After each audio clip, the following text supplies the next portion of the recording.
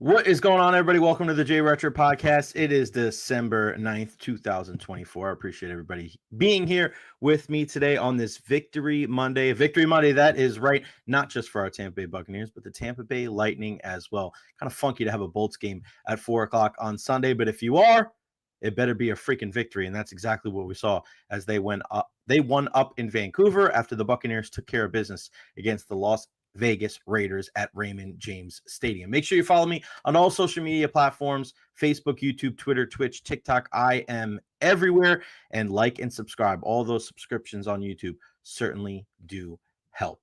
Jam-packed show. You know how we roll. There's no Mickey Mouse out here. We're always bringing the heat. We're always rocking with some of the best guests around. 1240 Doug Waechter joins us. They just won another Emmy. Our friends over at Now FanDuel Sports Network, Doug Waechter, Rich Hollenberg, and the crew. Doug's going to join us to talk about all things Rays and that huge deal that JuanSoto got last night from the New York Mets, and I'll have my 2 cents on that as well. Joey Knight from the Tampa Bay Times joins us at 1 o'clock to discuss UCF, bringing back ScottFrost, USF, and their bowl game in Hawaii, and then the 2 bowl games right here in the Tampa Bay area. 1:20, let's go out to Alabama. My guy, Nick Kelly, he actually used to intern with the Tampa Bay Times. He's out there at Alabama now. What's going on with the Crimson Tide? They're actually going to be here for the ReliaQuest Bowl, and does he think they got snubbed out of the college football playoff? Scott Reynolds of Pewter Report at 1:40, all things Todd Bowles and the Buccaneers, and then Erik Erlendsson discussing that first game of the Lightning's solid start to their road trip up in Western Canada. But we kick off every Monday the only way we know how. He still has his phone vertically instead of perpendicular, but it's just a rite of passage that we got to let him know because we want to see the whole damn thing. It's the one and only number 62, Ian Beckles. Bro, the style, the swag, the drip that you have every Monday, I mean, it's a great way to start off the program. Well, I just fall into this. You know, it's an accident. And you talk about this ain't Mickey Mouse. Since when is Mickey Mouse bad? Mickey Mouse is very, very wealthy. So I'll be Mickey Mouse. Yeah, I know. That was our slogan back when we won the World Series is, everybody does these all little things and they try to be cool. And we said, this ain't no Mickey Mouse. And we wrote it to a World Series victory. So, okay, I mean, you have to have it better be an excuse like that if you're going to say it. I'm with you. Shout out to Jake Cobian and Dave Benito. Great to see you guys. Thank you so much for tuning in on the program today. Let's start with Indiana before we get to the Bucs. Yeah. Really cool, Ian, to see that in a 12-team college football playoff, the Indiana Hoosiers are in there. And listen, I don't hate their matchup, man. I think they got a good shot to make some, to do some damage here. Yeah, I saw when there was a possibility that they would play Notre Dame. That's a no-brainer. You know what I mean? That's just interstate rivalry. They hate each other, although they don't play each other. I've watched a lot of Notre Dame football because I probably had money on them or against them. Notre Dame has what it takes to beat Indiana, unfortunately. Yeah. They're good in the trenches. Like, Indiana could play with anybody on the outskirts. They can run with anybody. Their DBs are cool. But when you talk about big physical play inside, like, Ohio State and Michigan had, it gave Indiana problems. So I'm just hoping they figure out a way to beat Notre Dame because I already told Marcus, my son, if they beat Notre Dame, we're going to New Orleans to watch them play Georgia. You can't stop me. Nah, that would be so great, man. Yeah, surprised that Alabama didn't get picked. They kept them out for SMU. No, I mean, let's listen, okay? You feel bad for a team like Florida State that goes undefeated and they don't get in, okay? If you put a team in with 3 losses, why do we play the season? Right. What we play the season for? Right. You lost 3 times, and I watched them look like garbage at least twice. They don't deserve. I don't care what your name is. Like, Indiana had to go over and above to get in, okay? Indiana couldn't get in with 2 losses. Nobody should get in with 3 losses, period. I don't even know why we're talking about this. I'm with you, man, and it's good. But still, until that SMU tile came up on the screen, you just don't know, Ian. We've talked about this for years because it's all about what?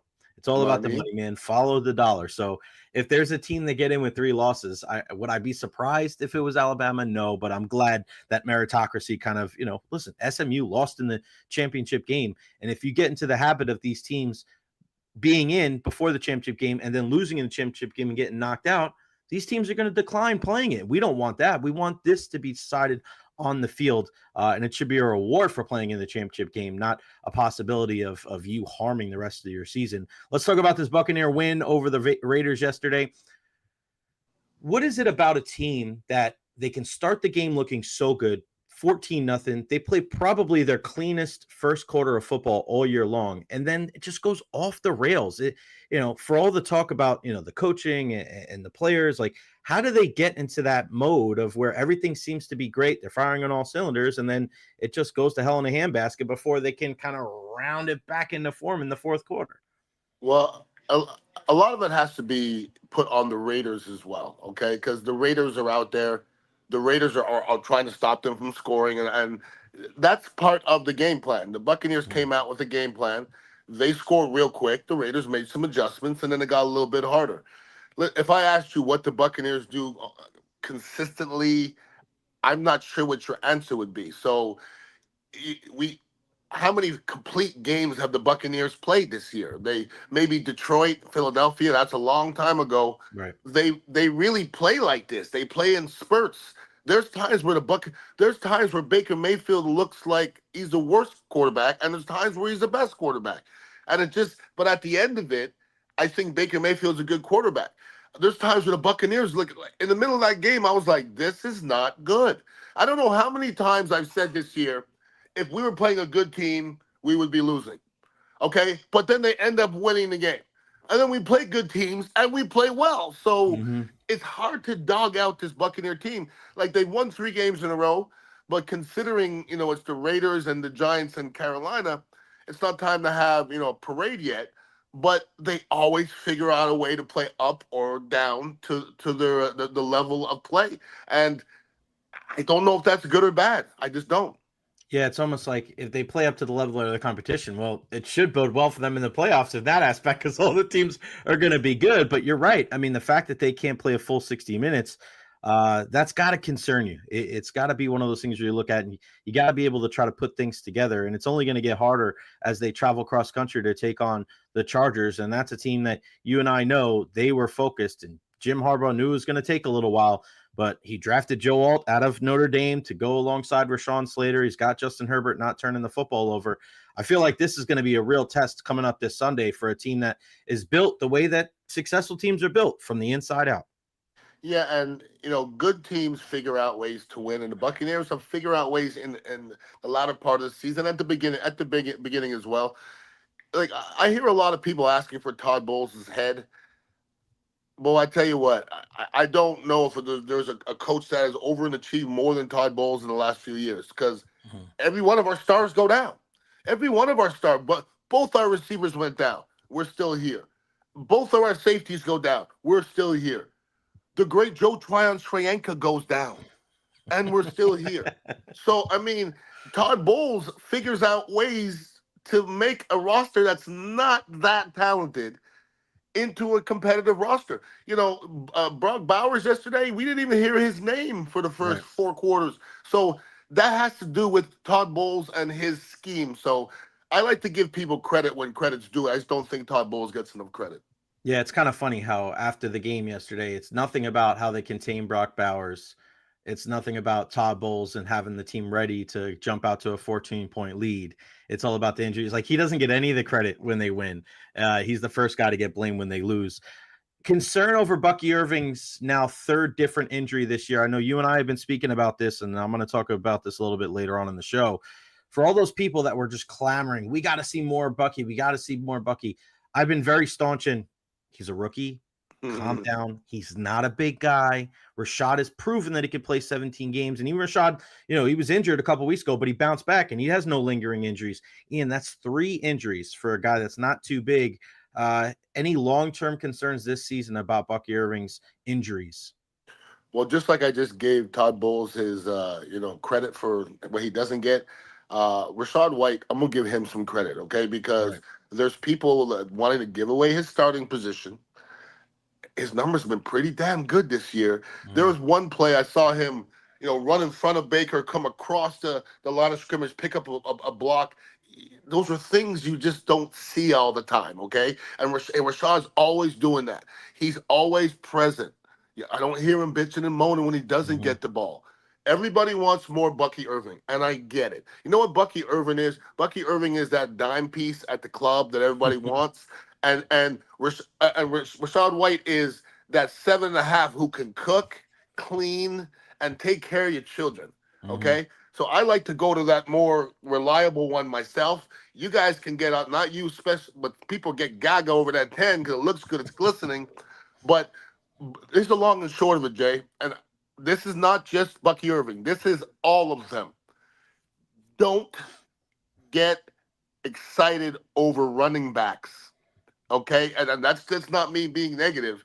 There's one running back and Derrick Henry who makes a difference right now. Christian McCaffrey's never going to be the same. Saquon too. Saquon. Yeah, Saquon, okay, but Saquon's been like this in his career, okay, and Saquon, But he's dealt with injuries too. That's what I'm saying, though. So, and what has it led to? Okay, it has to lead to something.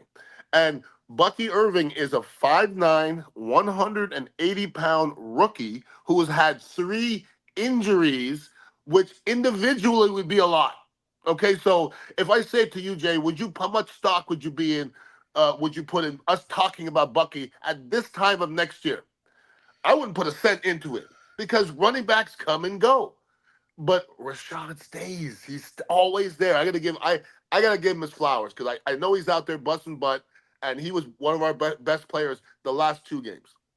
Ian, I was there after the game yesterday, and I'm looking Mike Evans walk into the locker room. I looked at Mike Evans walking out of the locker room.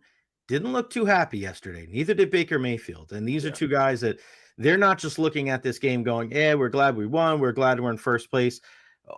I know it's hard to say because you weren't there, but what is it about those 2 guys do you think that they look at that game yesterday going, that wasn't enough, we need to be better? Well, I think Mike Evans especially knows what it looks like, okay? Mike Evans knows what a championship team looks like, and he also knows what a pretender looks like. Right. And we're a team that's winning games, but I haven't looked, but if you think the Buccaneers are going to win the Super Bowl, put money on them right now because I guarantee the numbers up there pretty high. You're going to get your money back. But like I said, I don't know what the Buccaneers are doing to make you think they're going to win a Super Bowl. So winning a game is great. I mean, there's times where the Buccaneers were 3-0, and I've been on the radio and I was like, enjoy it for now because it's going to go the other way because we're not doing this, and this. And the next game you lose another game, you lose another game. And I think Mike Evans and Baker Mayfield have both been around long enough to realize that if they don't clean up some of this dumb crap that they're doing, and they're doing some dumb crap, that, there's the little things. They're doing some big things. Like our special teams, like our punter is going to lose a game for us. Like who was that guy yesterday? I'm a better punter than all the guys they put out there this year. So that's going to hurt the Buccaneers eventually. So there's a lot of little things, but there's some big things as well. Yeah, and that's a little nerve-wracking is because I think he knows, I think you put it well really there. Not only does he know what it looks like, he knows what it doesn't look like right there. Yep. And I just don't know if they've done a really great job of consistently getting Mike involved in the offense. I mean, you look at the statistics from the game yesterday, and, in that game, Mike Evans was targeted 5 times, 4 catches on 69 yards.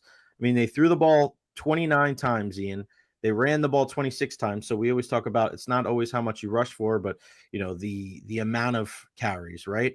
So, hey, you run for 152 yards. This team is turning into a little bit of a running team, but Mike Evans only targeted 5 times and having 4 catches for 69. You got to think there's probably a little bit more. There's probably some meat left on the bone when it came to getting Mike involved in this game yesterday. Well, it's hard to watch a game on television and evaluate, where the ball should go. Like literally, you have to sit there and watch all 22, and because we don't know the scheme that the Raiders came up with against the Bucs, because McMillan all of a sudden he's catching the ball a little bit more. That's because probably they're rolling the coverage over to Mike. Right. If I say in the game before the game against the Buccaneers, who can beat you? Everybody's going to say Mike Evans, right? And then, if I say about the Raiders, who can beat you? Everybody's going to say Brock Bowers. And they both were almost eliminated from the game. So maybe we have to be applauding the defense and the schemes more so because when Baker forces it to Mike and throws a pick, we all say don't force it, okay? Because Baker's been forcing the ball, not so much to Mike, but there's been a couple other throws where Baker is turning into Jameis Winston, okay? there's 2 or 3 plays a game where I'm like, no. Like, as the ball's coming out of his hand, I'm going, no. Mm-hmm. The little screen, was it the screen interception? I think it was yesterday. But Yeah. just little things I was like, that is a rookie mistake. Bail yourself out. And I think he sometimes his brain goes too fast, as does Jameis Winston's in certain situations, and he does too much. And I think he's got to kind of harness that in a little bit. I got a chance to speak to Tristan Wirfs yesterday, and man, he's just such a great guy to talk to. And we were asking him, what did you learn from last year to help you to this year? Not taking a shot at you, but I know you didn't have a ton of success when it comes to winning ball games in your career. But what is something that you could take from one year to, like, do you think that this Buccaneers team learned from last year when they kind of did the same thing where they took a dip in the middle of the year and then at the end of the year they were able to fight back and to make the playoffs? Like, can Tristan Wirfs and those guys, like, you could say that, you could say, yeah, we did learn, but is there proof now because they've won these 3 games that they did learn from last year, that they have to have belief in themselves and they can't go into the absolute crapper and give up on the season? I don't believe in all that, Jay, to be honest with you. Like, that's why I ask. This is a completely different football team. Mm-hmm. It's a completely different year. I mean, everything is different. If it was the same team as last year, it still wouldn't be the same team because everybody'd be a year older. Right. So I think individually, Tristan Wirfs can learn from his experience last year and get better individually. But as a group, I don't think they're any better or they've learned from anything. It comes down to, I think everybody makes football into being rocket science, and in some ways it is, in some ways it isn't. The good football teams are the teams that have a lot of good football players. Right.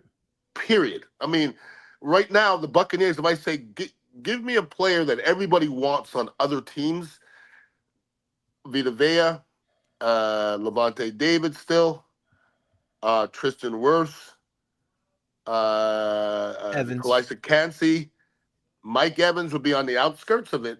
I mean, there's a lot of teams that wouldn't take Mike Evans right now because they got 2 guys that are younger and faster, and that's not downplaying Mike Evans, but he's not at his best right now. But when the years that you go to the Super Bowl or you're going deep in the playoffs, I say, which guys are good? All of them. They're almost all good at all positions. So I just don't know if we're that right now. We're not getting enough pass rush.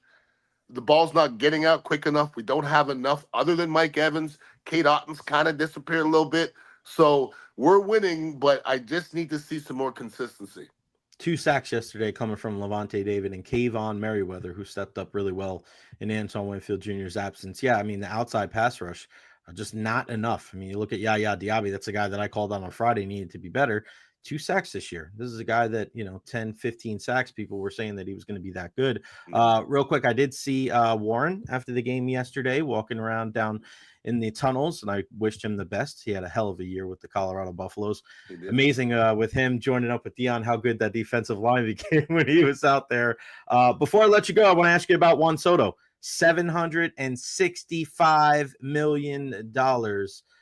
Just try to put that into words. When you hear a professional athlete making that much money, he's made more money. I thought it was Tom Brady and Patrick Mahomes combined, or no, it was Tom Brady and LeBron James. JuanSoto's deal is going to give him more money than Tom Brady and LeBron James made in their lifetime when it comes to their contract. Well, first of all, congratulations to Mr. Soto and his great grandchildren. Okay. My business partner, Tom Ponzo, he said, "Did you hear about JuanSoto's contract?" I go, "No, how much did you get?" And he gave me the numbers, and I do numbers pretty well in my head. And I go, "That's more than 50 for 15 years?" What baffles me is, at one point, they probably offered him 10 years, 500, and he said no. When I played for my rookie year, Jay, 90,000. Okay? You're going to pay, because he's not going to be playing in 15 years. You got to be paying a guy for 50 million for numerous years. That should tell you how much they're making. That should tell you how much professional sports is making. They don't show us their books, but if you can pay a guy an extra 5 years, 50 million down the way, they're making oodles and oodles and oodles of money. If that's what he said yes to, what did he say no to, right? Like, that's what I'm saying, though. It said they wanted, like, the Yankees offered him 760. a year more. And he was like, nah, you know what? I want $4 million more and blah, blah, blah. And it's How like, dare you? but it's, I mean, hey, man, God bless them. to make that much money, right? I mean, and then you're the Yankees. Like, think about that.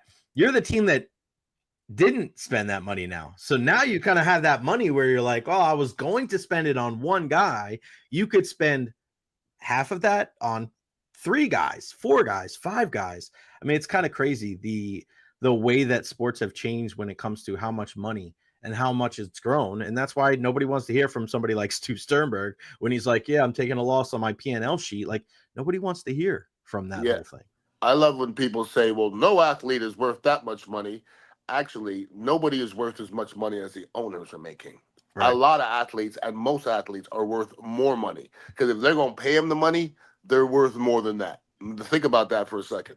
You're not going to pay somebody $50 million unless it equates to over $50 million in money. And I guarantee they can bring that ledger out and it'll be more than $50 million a year that JuanSoto is bringing to his team. You got that right, buddy. And shout out to Jeff Taylor. This takes me back. Love Ian J. Jeff, we love you too. In the trenches, let everybody know when they can hear it, brother.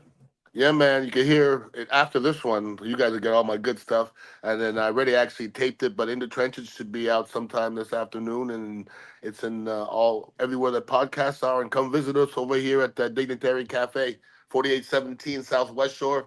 Good place to watch a football game and hang out with some old school Buccaneers and even the great Jay Recher sometimes. Oh, yeah, buddy. You know, if there's an away game, there's a good chance that I am over at the digs. All right, brother. I appreciate you. I'll be over there probably sometime this week. We'll talk soon. Always appreciate your time. Brother. Thanks, buddy. One love. Peace out. The one and only Ian Beckles. Yeah, man. I mean, just crazy to see how much money that a guy like JuanSoto gets.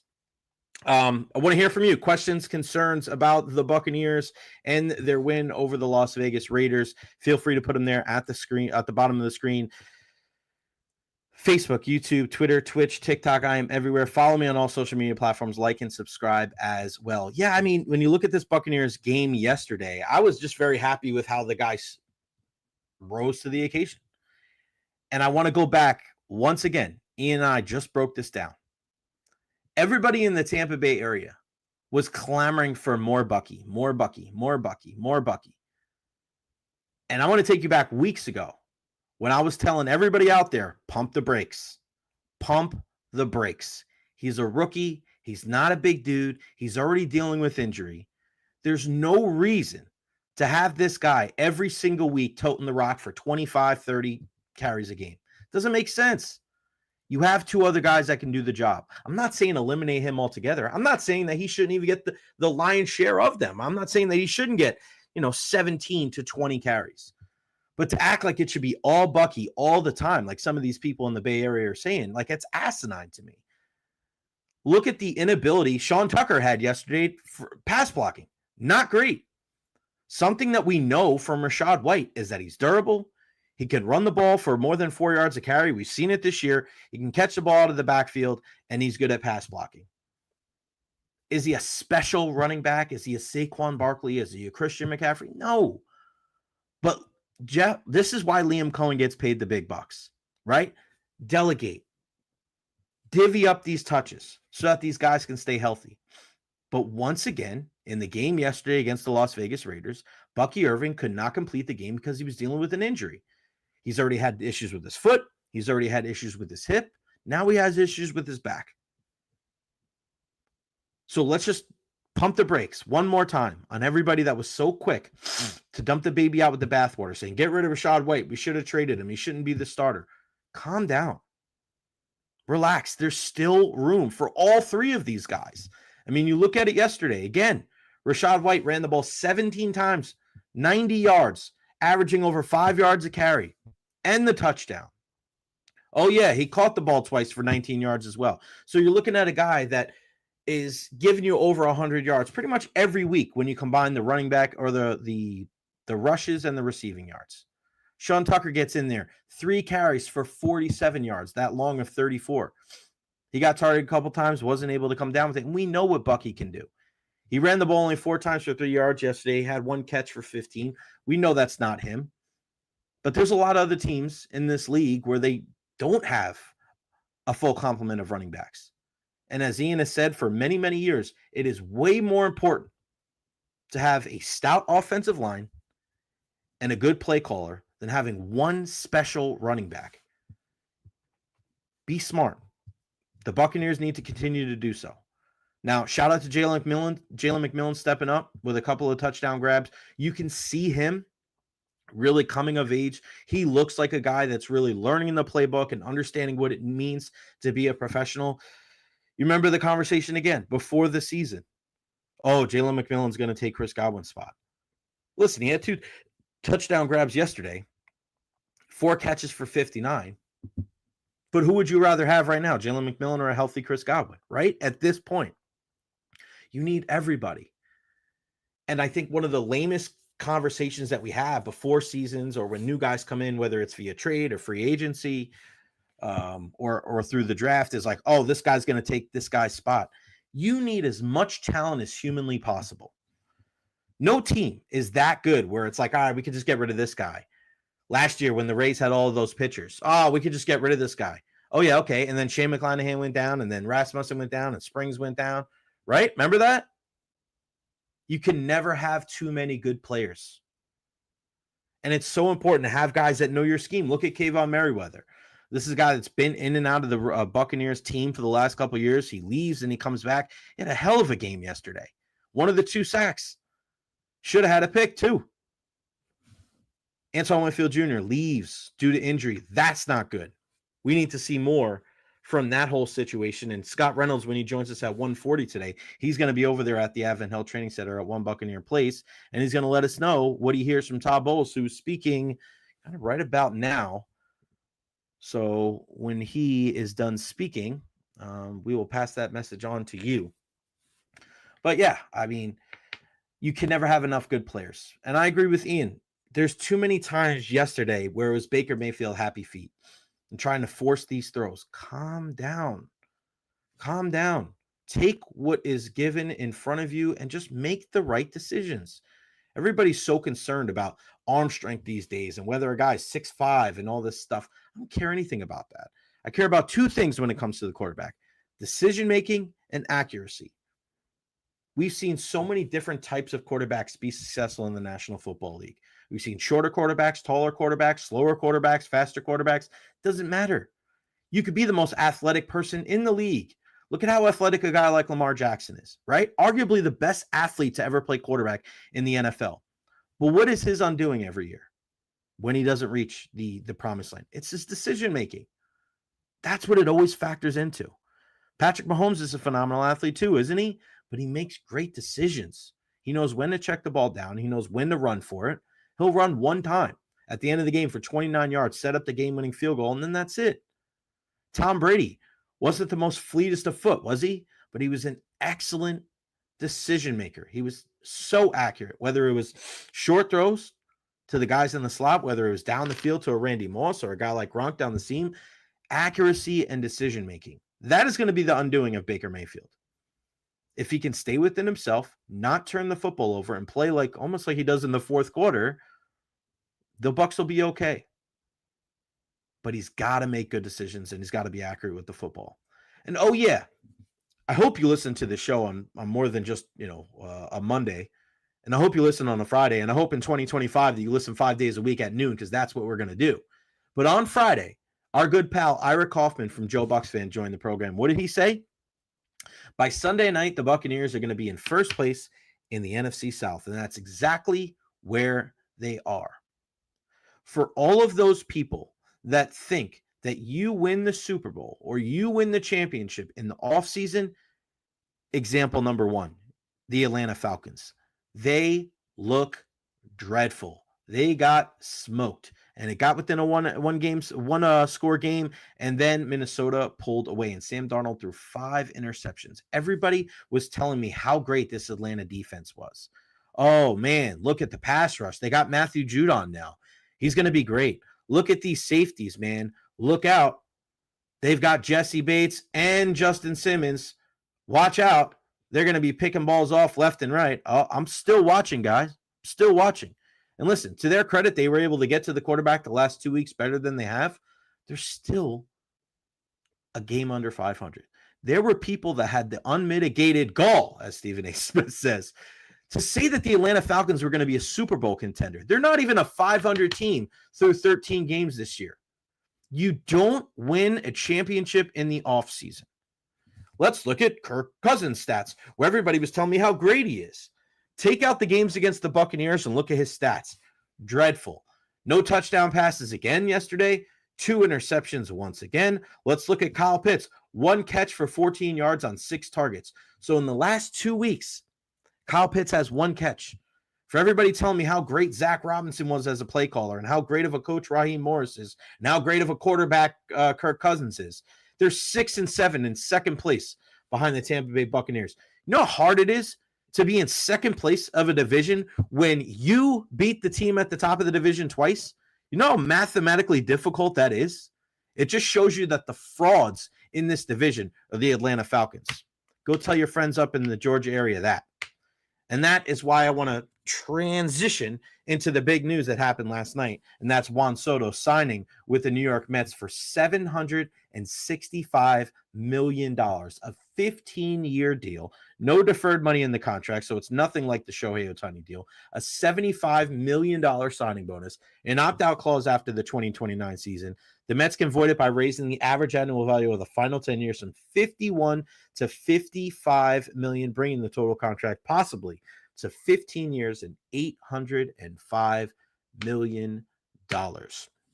And all you see today is Met fans losing their mind at how happy they are that they got JuanSoto.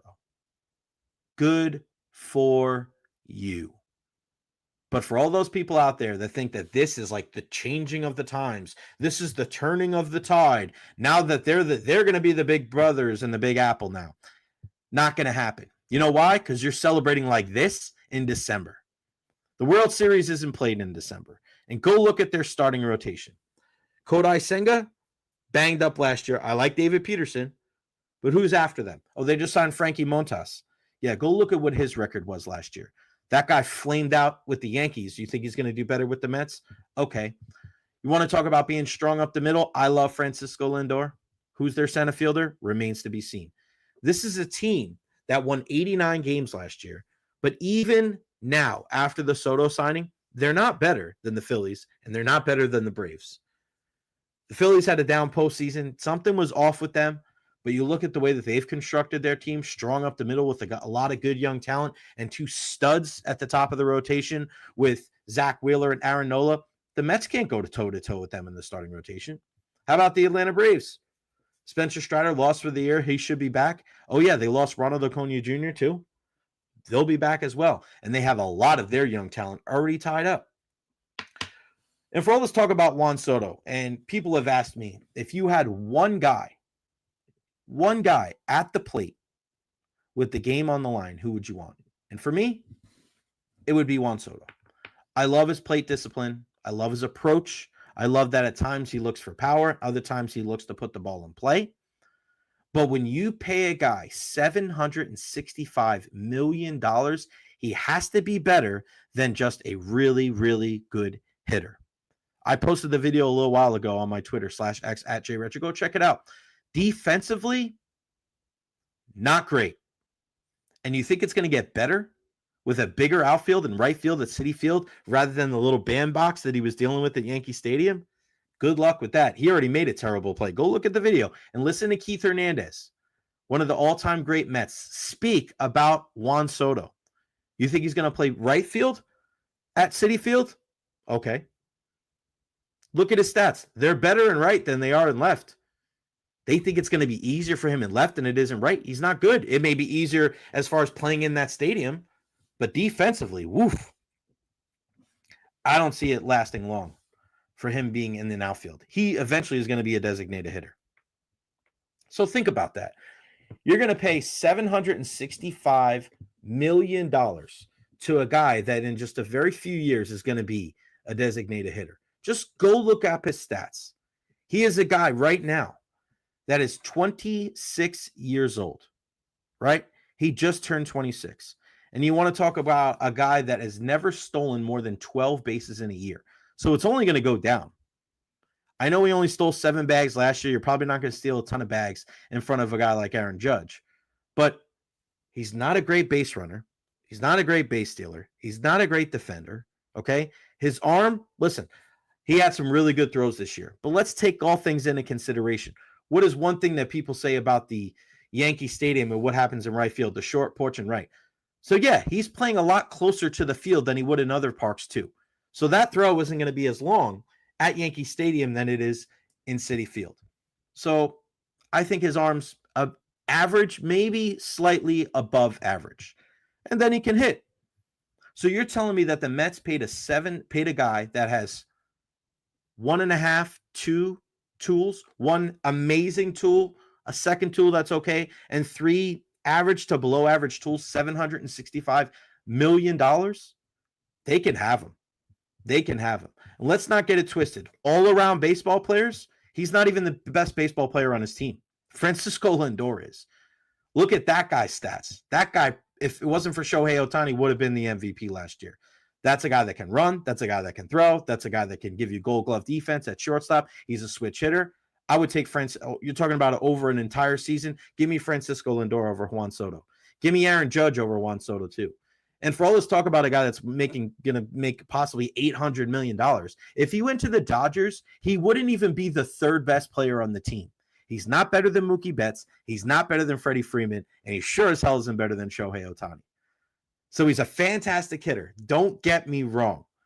But to act like that is the guy that warrants that type of money, Mets fans, you can have all the celebration that you want in December because World Series are not won in December. Sorry. And for the Yankees, this is a bullet that they dodged. The Yankees dodged a huge bullet here. And if I'm teams in the American League East or in the American League in general, I'm more worried about where that money is going to go. Because the Yankees were very lucky that it was a down year in the American League. Houston coming back to the pack. And when you look at a team like Cleveland, we know where their shortcomings came from, right? Offensively in the AL East, you look at Baltimore, they really didn't live up to expectations. I expect them to come back to the pack.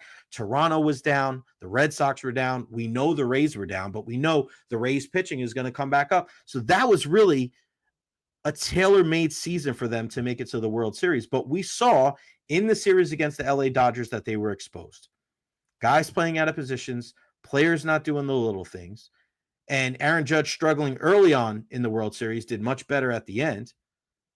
But they now have all of that money to divvy up and to fill in some holes. First base, Anthony Rizzo's gone. They're going to go get a guy.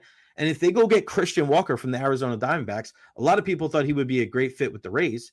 You're talking about a guy that can hit the ball all over the field and a guy that's a Gold Glove caliber first baseman. I don't want that if I'm facing the Yankees. Let's say they go out and they get Alex Bregman or they trade for a Nolan Arenado. That means you're probably going to move Jazz Chisholm in the second base, who did a fantastic job going to third last year. It was a seamless transition, and there was a lot of people that thought he was going to struggle. So let's say you bring in Walker, you trade for Arenado, and you have Volpe, who's already won a Gold Glove, and Jazz Chisholm. That may be one of the best defensive infields in the American League. So all of that money that was supposed to go to JuanSoto, the Yankees are going to take that money and they're going to divvy it up everywhere else. And let's say, as some people have said, maybe they go out and get a Cody Bellinger, have him play center field. Is there a player in the big leagues who has a swing that's more tailored for Yankee Stadium than Cody Bellinger? And I always love to call him Clay because of his dad back in the day. And you know they're going to get a pitcher to go behind a Cy Young winner in Garrett Cole and Louis Seal. They're going to fortify that bullpen. Maybe they'll go get a Tanner Scott.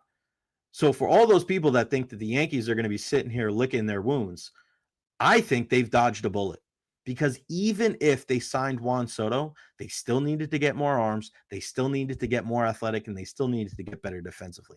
So sometimes it's the moves that you don't make that end up paying off in the long run. All right, let's keep the baseball conversation going, and let's bring in our good buddy, Super Dad, Emmy winner, the one and only Doug Waechter. What's going on? Hey, Super Dad, that might be the best thing out of all the things that you just claimed that I was. So awesome having me or being a part of your show, dude. I love it, man. Thank you for thinking of me. This is great. And I can't believe you're already talking JuanSoto. I wanted to jump right in with my thoughts because, the fact that he is making over $750 million blows my mind. Absolutely blows my mind. And I think you're onto it, man. What I was listening to you and what your your thoughts were on it. I mean, it might pay off for 7, 8 years, but after that, my gosh, 15, 16-year deal, nobody, when they sign deals this long, nobody is really of any worth like later on in that contract. When you get that deep into it, your body is just, it's so old. Everything's kind of given up on you. You're ready to retire. So the last 3 or 4 years, he'll be making a lot of money. Not that the Mets really care. But Right. it's going to be, I don't know what they're going to do toward the tail end. They have to win some World Series in that first 7 to 8 year frame. Yeah, that's a great point. And Dougie, I look at the deals, that all these long-term deals, right? The only one was Scherzer that really, like, at the end of his career, he was still throwing heat. And then it was the deal after that he started breaking down. But whether it's Pujols or Miggy or any Right. of these guys, like, everybody breaks down.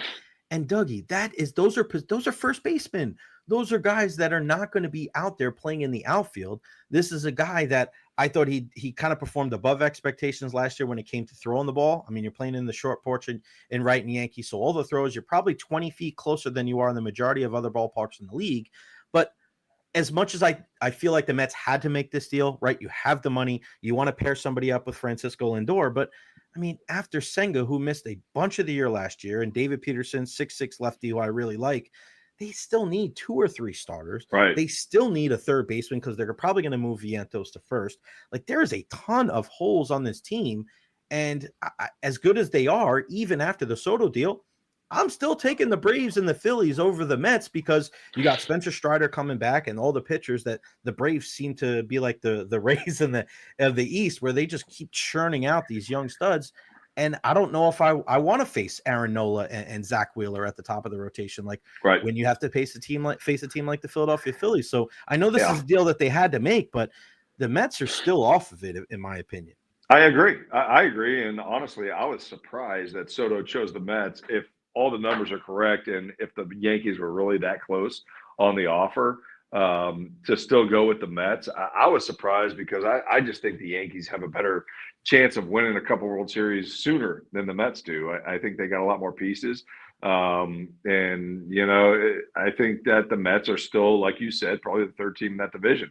So it was an interesting move. It's a lot of money. You could say that.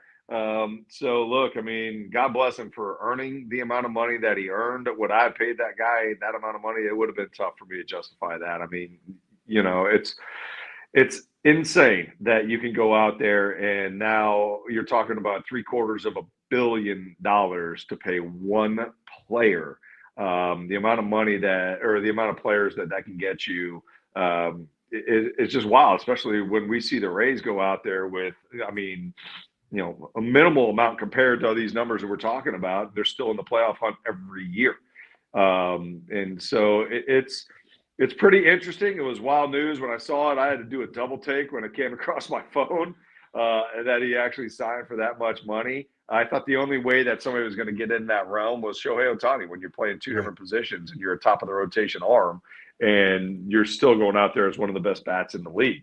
So I'll tell you one thing. I'm just glad he didn't go to the Dodgers because I couldn't handle anybody else going to the Dodgers. No, I was about over with that. So They're the new evil empire. Glad he didn't land there. So that was good. That was good news. That's something we could celebrate. Something else we could celebrate that I want to bring up is the fact you wearing a Mortal Kombat shirt on air, bro. That is awesome. I love it, man. Who did you use for Mortal Kombat back in the day? Who was your guy? Gosh. Oh my gosh. I would have to think about it. Who's the female that was the woman? Katana? Yes, Katana. She was awesome. Yeah, she was great. Awesome. So I was a Sub-Zero. I was a Sub-Zero guy. So you freeze the guy, hit him with the uppercut. My buddy was the Scorpion, where you shot the thing and he pulled the guy towards you. Yep. Sub-Zero was awesome. I like the old school arcade version the best. Yes. Like when you go in and that you're actually like standing up, playing, you got grease all over your fingers from all the pizza you've been eating. And then eventually, you get back to going to eat. But that was my favorite, man, going to the old school arcades. God, now you got me thinking about arcades and Blockbuster. I know. Oh my God, Blockbuster Video was the jam. Yeah, people were asking me that we were having this conversation the other day about great arcade games. Mortal Kombat was one, Teenage Mutant Ninja Turtles, like games like that where you just kept putting the coins in, you kept playing, even if you died and your friends were still playing. Hurry up, put another quarter in. Like there was just those little games. There's the NBA game that was NBA Jam. NBA Jam was oh my God, I could have played that. I could have played that forever. That one was great. Teenage Mutant Ninja Turtles, I probably wasted so much money on that game. Every penny was worth it, 100%. I want to ask you a question before we get to the Rays, because knowing all the guys that I've met over the years that are pitchers, when Garrett Cole doesn't cover first base on that play in the World Series, does a little part of you die on the inside? It cringe. You just cringe. Whether you like Garrett Cole or not, whether you want the Yankees to go win the World Series or not, as a former pitcher, you're watching and you know for a fact that this dude, by the way, wow, I'm getting fireworks in the Look at that. I don't know where that's from. That's great. Right, I'll take that. All right. Awesome. I didn't do it because I know nothing about technology. I was just glad I could get on this thing. That's awesome. Yeah. So, but to watch Garrett Cole not go over there, knowing that he's had probably 1,000 reps through spring training, through minor leagues, covering first base, and just all of a sudden not do it in the World Series when he thinks Anthony Rizzo will get to the bag. You're just sitting there like, oh my God, I can't believe that's how that inning got extended, or one of the ways that inning. Take us through that, because people were saying that, and I kept trying to have this conversation with people, and they're like, oh, he fell asleep. And I go, no, it's not he fell asleep, because he took a step. Like his initial instinct was take a step, but he pulled up because he thought Rizzo was going to go to first base. He thought he was closer than he was. So, it's one of those things where it's not always intent, right? It's one of those things where I thought above everything, it was a lack of communication. You guys both have to head to the bag. And at least if you're a pitcher, you get halfway there and you realize you ran for nothing. That's fine. Right. But it wasn't like he just ran off the mound, he turned the other way, and he wasn't paying attention. Well, Rizzo, remember, he's like a gold caliber first baseman. Right. I mean, that guy's outstanding at first. So I think what happened was Cole, when he goes over there, he knows who's on first base for him, and he assumed that, the ball's hit somewhat directly to him.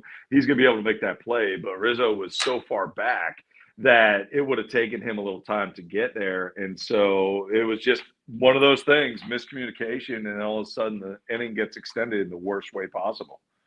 What do you think about Danny Jansen, new catcher coming in for the Rays? I mean, this is a guy that he could swing it a little bit. We've seen him a lot in the AL East the last couple of years. I mean, he set the record last year, being the first player in MLB history to play in the same game for two different teams, for the Red Sox after he got traded from the Blue Jays. But other than those great kind of old school rec spec glasses he has on, what else do we know about Danny Jansen? Yeah, I like it. It brings stability to a position that you have to have stability at, right? It's a guy who's a veteran player in the AL East. And I think it's important that he does play in the East, or he has experience in the AL East, because that division is still like no other. It's just a hard division. So his experience alone is going to be really good. But I also think that the fact that he has a lot of years under his belt and he can go in and control a staff. I've heard some really good things about what he does defensively. And the Rays just flat out wouldn't go get him if they didn't believe in what he could do defensively. And so our best years, the Rays' best seasons, are when they have some stability behind the plate. And I think that's what Jansen will bring. I think the pitchers are going to be really happy to be working with him. And I think he's got some stuff offensively to work with. I think he can go out there and do pretty well offensively. So I think it's a great move. They definitely were targeting somebody that they can put behind the dish, somebody with some tenure in the major leagues and some success. And I think they got it in Jansen. I always feel, and I'm sure you're the same way, that the best teams in baseball, they have to be strung up the middle, right? The spine is so important, and, locking him in, and, if Rortved's there, that's a decent platoon. I wouldn't hate that at all. Lefty righty matchup there. But I look it up the middle. Now Siri's gone. Are you okay with DeLuca being the everyday center fielder? Because at times he looked like he could swing it. Other times he really had some struggles. Looks like Lau's coming back, so he'll play second base. We'll see about the future of a guy like Yandy, whether he slides over to first, if they move him or they keep him at second. And then, shortstop, we thought we had that question answered for a while, but I don't know if Carson Williams is ready yet. Taylor Walls, started the season due to injury, but I don't know if he's the long-term answer. We kind of know what they're looking like at third with Junior, and right field with Josh Lowe, but there's a lot of concerns or just a lot of questions when it comes to the rest of the roster this season. Siri, when you go back to DeLuca and Siri, I think what they're hoping for is that DeLuca can up his game to the point, maybe not where Siri was, because Siri was flat out. He was one of the best center fielders in the league. Right. Whether you liked the kind of flair that he had when he did play, right, when he was running down balls, I understand some people, maybe it wasn't for them. Either way, he was able to get the balls that the majority of players just couldn't get to. And I'm talking about other major leaguers. So he was outstanding in the outfield. He was outstanding in center field. I think they see DeLuca as being a guy who can branch out and become a very, very good center fielder, if not a potential Gold Glove center fielder. He's going to definitely need some work. He's going to have to get very comfortable in that position, playing, the majority of the reps there. So I think that they're hoping his offense can take another step is what it is. Now, if you want to judge it based off of what you're losing in Jose Siri, I mean, he wasn't outstanding offensively. He was going up there, a lot of strikeouts, right? He did have the potential to hit home runs at times, but, for him to move on and for DeLuca to take that role, I think they're hoping for at least similar, if not better numbers offensively than what Siri put up. And if they can do that, then they'll be happy with it because, it's always going to be, how athletic and how good are they defensively if they're going to make this roster and make the starting lineup for the Rays, at least in the outfield. And, DeLuca is a super athlete. So I think he can fit in. I like the move, but, you're going to have to see him advance a little bit from where he was last year. Yeah, I think for him, you may lose some of the power because Siri can hit the ball a mile, but for a guy like DeLuca, putting the ball in play, right? Putting the ball in play, getting a little bit more old school, just, wreak havoc on the base pass if you have to, just smacking a ground ball and maybe beating something out, a high hopper to shortstop. What about the shortstop position, Doug? Where do you see kind of the future, do you think we'll see Carson Williams this year? Do you think it's still kind of a Taylor Walls type of thing? Or could that guy possibly not be on the roster? Man, I'll tell you what, I hope Carson Williams is up this year. From everything I've heard about this dude, and I'm talking about people outside of the Rays organization, because of course, everybody inside the organization is going to be very high on him. They're going to tell you about what his upside is, where he plays, where he projects out to be, which they should. That's every team is going to do that. But when you start talking to other scouts around the league and you start talking to guys that I used to play with and some of these guys telling me what we have in the minor league system, leading the charge is Carson Williams, it's pretty exciting. It really is. This kid is supposed to be the real deal. And, unfortunately, he's going to have an opening at the shortstop position. The Rays thought they locked one up for a while. Doesn't look like that at least is going to pan out anytime soon. So Carson Williams, I can definitely see him making the move at some point to hopefully get to the big leagues. And it most likely won't be until the end of the year. At least that's my guess. But from what he's put together in the minor league system, it seems like he would be ready if he continues to, stay on the same trajectory for some big league time at some point this year. We all know what Walls can do defensively. It would be great to see him, contribute a little bit more offensively in certain ways. And I know he's already said that. That's his goal. He wants to be more of a hitter as well. But defensively, he's one of the better shortstops in the league, if not one of the best. So I think he can definitely play that role as long as they need him to. But Carson Williams is the shortstop of the future. Doug, it's been I'm glad we could talk about Danny Jansen and some of the other things about this team, because the only talk that we've had the last couple of months about this Rays team is the stadium. I mean, it's been tough, man. I mean, I've been having so many different people on the podcast, from Mark Topkin to Colleen Wright of the Times to Mr. Commissioner Latvala from Pinellas County. It's been crazy, man. And for you, a guy growing up in the area, to see more questions than answers during this saga. I mean, it's tough because everybody wants baseball here in the Tampa Bay area. I think one of the things I was kind of blindsided by all of it, honestly. I know I was reading a few clips about, hey, it's probably not a good thing that it keeps getting delayed. And, they got a new commission coming in, a couple new seats are being filled. And I didn't really pay much attention to it because I just assumed, probably like the Rays, that everything was going to move forward, that the deal was struck. And we had already celebrated, that the fact that baseball was going to be in the area for the foreseeable future. They're going to be part of the development. And, I was very surprised from everything that happened. And, it was very unfortunate, the turn of events and the timeline when you're tracking it all, just watching it all go down. And, at this point in time, I'm just hopeful as, first of all, a Rays baseball fan, a Major League Baseball fan, and a native to the Tampa Bay area, and specifically St. Pete. I'm born and raised here. My kids don't know a St. Petersburg without the Tampa Bay Rays, right? And there's a lot of kids in this area that's the same way. So whatever needs to happen, however they need to make it work, that's my hope, is that we just, this is just a little blip on the map and on the radar, and they can move forward and find a way to bridge a gap here, because I don't want to think about the other possibilities, right? I just want to make sure that all these younger generations get to enjoy, a Rays team that we've been able to enjoy for the last 25, 30 years.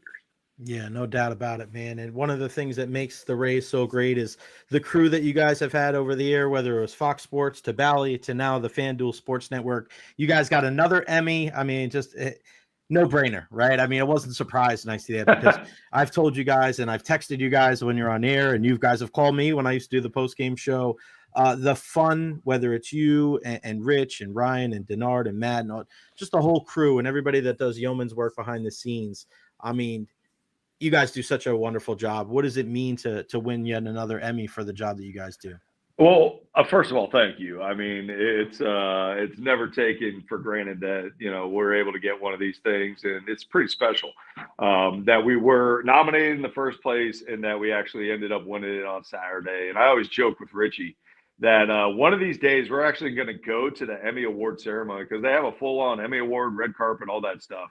And me and him are going to be decked out in the Dumb and Dumber suits, the orange and blue, with the top hat.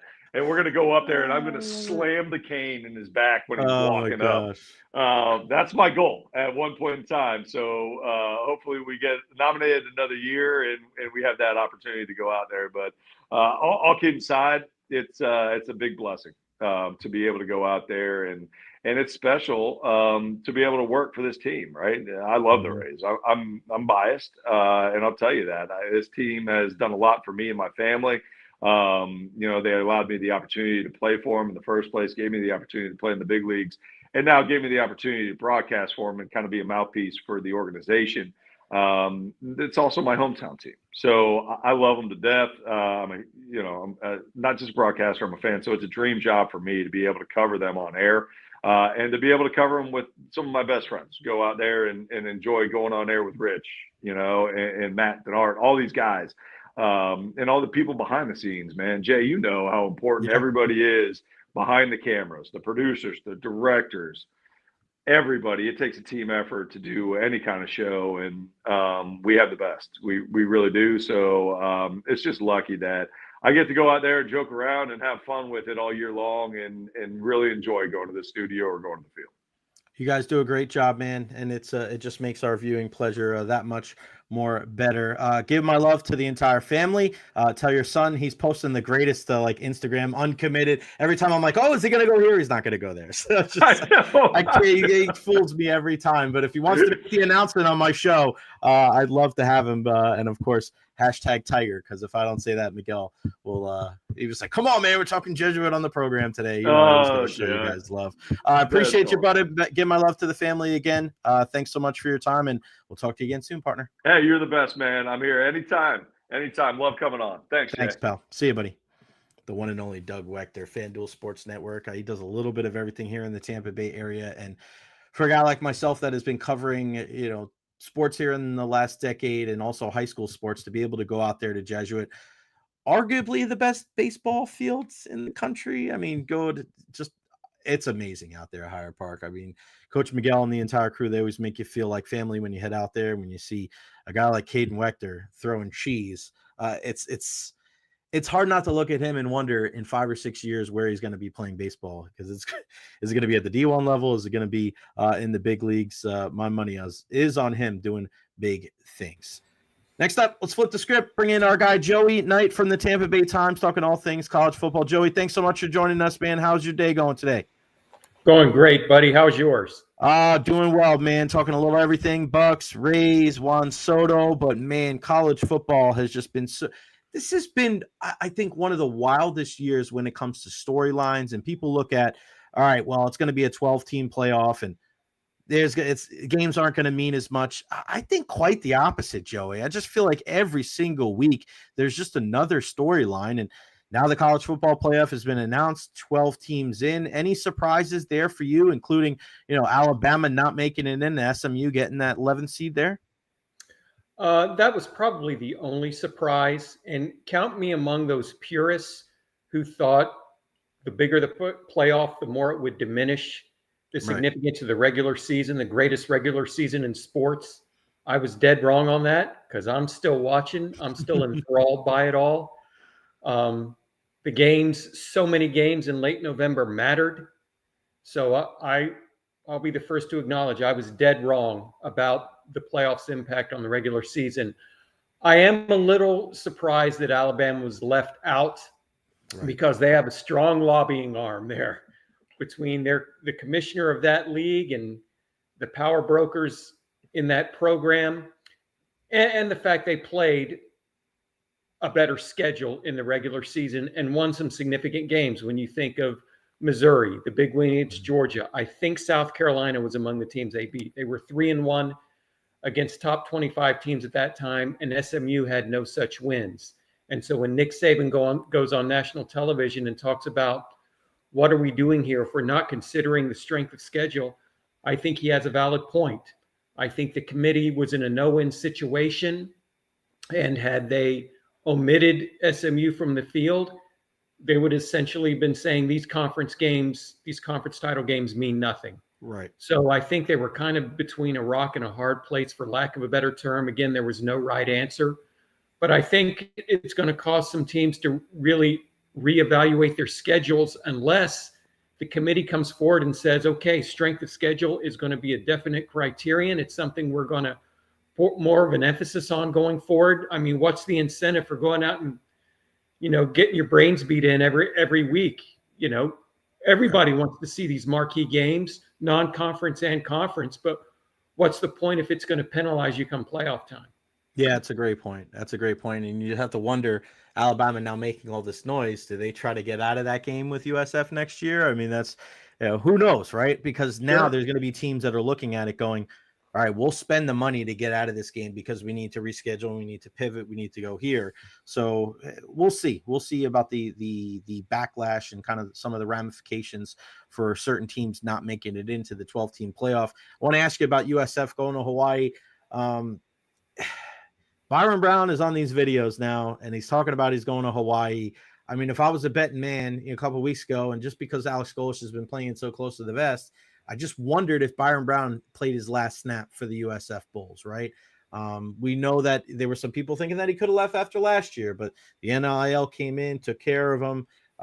What is your thoughts on the whole Byron Brown situation for USF? Do you think he's going to play in the bowl game? Do you think he's going to move on after this year and go to somewhere else? I can't get a read on it, Jay. It's tough, man. It's tough. It's something that's baffled me all season. We've asked Alex Golesh throughout the season about Byram's status, and the refrain we get pretty much all the time is he's practicing. It's just a matter of, for lack of a better term, paraphrasing, it's a matter of Byram's pain tolerance, because he does so many things with his legs, and when he can't do that without experiencing significant pain, it takes away a dimension of his game. So it's just all about how much he can withstand. That's kind of the refrain we've gotten all year, but we've been getting that refrain for about 3 months now. Right. And I thought the transfer portal officially opened at midnight today. I thought he would be in the portal by now. That's just where my instincts and my sense told me this was going. This was a guy who hadn't played since, the third or fourth game of the season. We would see him in the transfer portal. He would move on. That hasn't happened yet. And as you mentioned, USF's official X account is posting these videos of him out there practicing, looking at the camera, saying, "See y'all in Hawaii." Yeah. So I can't get a read on what's going on. Is he loyal to Alex Golesh and wants to stick with this program and see the rebuild through? Perhaps. Is it really just a business decision? He doesn't want to further damage whatever this injury is to his lower left leg, so he's playing it cautious as kind of a business decision. Perhaps. I just don't know. Like I said, I thought he would be in the portal by now, but he isn't. So I can't get a read going forward. If they're taking the time to send out these snippets, these videos showing him practicing, showing him making throws in practice and things of that nature, it leads me to believe maybe we'll see him in the Hawaii Bowl. I don't know. I just, I've been doing this for 33 years, and I've been covering college football for about a quarter century. And over time, I've, come to get a good read on things like this of what a kid's going to do just based on what he says, what his mannerisms are, what his quotes are. But I just can't get a read on this. And we haven't spoken to Byram since early October. I just don't know. Joey, what do you make of the other quarterbacks in the room there? I mean, we can look at Bryce Archie, and it's funny because I looked at Bryce Archie last year. Then I saw him on the mound a couple of times, so he went into like baseball mode in my brain. I'm like, oh, this guy can really throw some heat. We know he's more of a traditional pocket passer. I think it took a little while for Alex Golesh to adjust his game plan to what he was doing there. At times he did have some good runs, but a lot of people were clamoring for Izzy Carter. And I know you were talking about this online. Now he's in the portal. Did it surprise you that they didn't go to Izzy at some point? Because it seems like his skill set was a little bit more similar to Byron Brown. And why do you think he didn't get that opportunity? Because there were games out there and where Bryce wasn't as accurate with the football as Coach Golesh would like as a quarterback in his offense. I wouldn't say it surprised me because we don't see Izzy Carter practice. Right. We don't see how he conducts himself in meetings. We don't see what his attitude's like on a daily basis. We don't see, how much he puts into nutrition and classwork and film study and doing all the right things.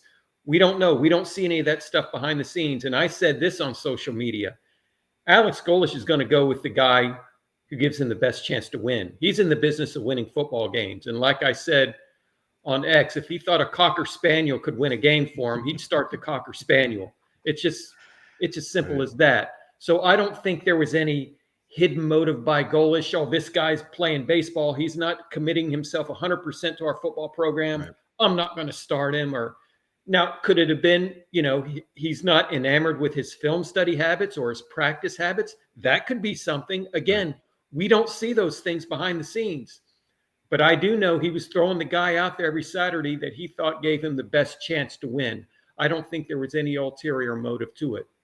And what we saw with Bryce was a guy learning on the fly, a guy with some talent who hadn't played a lot before and had some good games and had some bad games. Inconsistency comes when you're just getting your feet wet and taking those initial steps, into the college game. It's perfectly normal. It kind of reminds me of after Danny Werfel at Florida, they went with Doug Johnson, who was also a baseball player, by the way.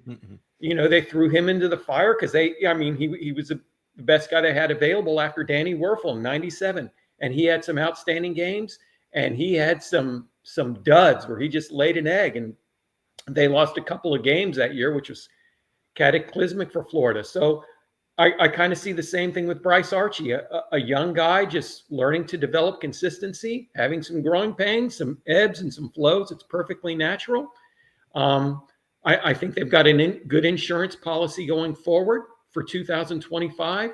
They've got a guy behind him, Marcellus Tate, who I haven't seen play, who I understand has a lot of upside, physical and skill-wise. And, of course, they went and got a quarterback in recruiting just, this past week on signing day. So for now, that's 3 scholarship quarterbacks if you don't include Izzy Carter, if you don't include Byron Brown. Again, I don't know what Byron's going to do, but they've got some options there going forward. But the Izzy Carter thing, I just don't know what he was like behind the scenes. So I can't say what his impetus was for leaving USF, but I know this: on Saturdays, Alex Golish was going to run the guy out there that gave him the best chance to win. So all this nonsense about he had an ulterior motive, he had it in for Izzy, I think that's nonsense. Yeah, I agree with you. What do you make of the signing class here? Third in the AAC, third in the group of 5 there. There was people that were thinking going into the, before signing day, oh, can they be a number 1, number 2 class in the conference? They come in at third. What was kind of your overall impressions of the guys that he was able to bring in? Very solid. A class predominantly of 3 stars, which when you're at USF's level at this point in time is to be expected. I think it ended up being the 3rd best class in the group of 5, whereas last year's was the best class in the group of 5. So they're on a par. They've got a lot to sell at that university, and just in terms of the facilities that they have now and the facilities they're going to have in the short-term future. I think that now Alex can go in there and tell these kids, hey, this sleek new state-of-the-art stadium that we're building, you're going to have a chance to play in it. He hasn't been able to say that in previous recruiting classes because the stadium's not set to open until 2027. But that's another selling point. I think they're okay on NIL for a school of that size and that level. So I don't think that's a terrible issue for where they are, in the American Athletic Conference. So there's a lot to sell, and Golish is a good salesman, and they've righted the ship, or on course to right the ship after that dumpster fire before he got there. 2 6-6 seasons, 2 bowl games. They're trending in the right direction. So, the class was about what I expected, solid, on par with last year. And, I don't see that changing. Let's go down the road. And you wrote a great article of like, hey, man, you may not want to go back to the well again because there's not always great success there. But UCF brings ScottFrost back. They're trying to reclaim some of that glory that they had when they went undefeated, when they had all these big time victories. How did they get to this point? I know how they got this point as far as Gus Malzahn went there, but how did they end up like settling on ScottFrost? And do you think they're going to be able to kind of make that march back up to the top of the conference? Because, now they're in the Big 12. So it's a much different landscape than the last time that he was there with them. Yeah, if Scott takes them back to the mountaintop, it'll take longer than 2 years. Right. like the last time, year 2 is when they had that dream season.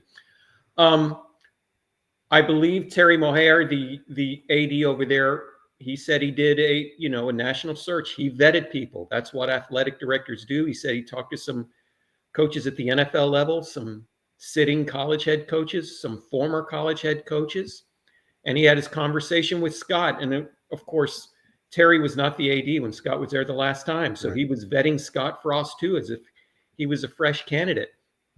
I think what took Terry by what really captured him and endeared him to Scott was the fact that, ScottFrost's track record at UCF, obviously. He went to Nebraska and didn't have a lot of success at his alma mater, lost a lot of close games. Yeah. I think 23 of his 31 losses were by single digits. So it's not like the Huskers were getting blown out every week. They just couldn't finish. And I don't think ScottFrost forgot how to coach. I mean, Sean McVay took him on this year. He came from LA to that press conference Sunday. He's a consultant on McVay's staff in LA. So I don't think ScottFrost forgot how to coach. I think he endeared himself to the AD with his passion for UCF. He's a father of 3 now. He was a father of 1 when he left. And he made it clear at the press conference Sunday, Orlando is a place he wants to raise his family. There's a lot of things for kids in Orlando. They love the community there, in and around UCF. They love the people they worked with, the people they met. He alluded to something that, when he was climbing the coaching ladder, going from as an assistant in Oregon to UCF to Nebraska, somebody didn't tell him you need to stop at the rung where you're happy. I'm paraphrasing, but he basically said, when you're climbing the ladder of success, somebody needs to tell you, hey, stop at the rung where you're happy. And I think he was really happy at Orlando. So his love for the community, his passion for UCF, what he did before, I think that endeared him to the AD. But he made it clear this is going to take some time. think about it when he had UCF the last time in 2017. He had an NFL caliber quarterback before Mackenzie Milton got hurt. He had a defensive force of nature in Shaquem Griffin. He had speed merchants all over the field, and Adrian Killens and Mike Hughes and Gabe Davis. I mean, he had a veteran, talented team. Now that, this is big rebuild. Their best offensive player, RJ Harvey, the tailback, I think he's done. Heck, they started 4 quarterbacks this past season. They couldn't find a starting quarterback. And even Scott said Sunday night when he met with the team, there weren't a lot of guys in that room. And there may be even less today as a result of the portal. So this is going to be a big rebuild. He's going into it knowing full well what he's got. He's not naive. And, he alluded to, yes, we're probably going to have to tap into the portal to do some things we want to do, but we're not going to sacrifice, the long-term success of this program for short-term success, meaning they're just not going to rebuild their team through the portal every year. Right. So this is going to take some time, some building, some culture establishing, some relationship building. But, I think it's a great hire for UCF. I was always very fond of ScottFrost and, what his demeanor, what he stood for.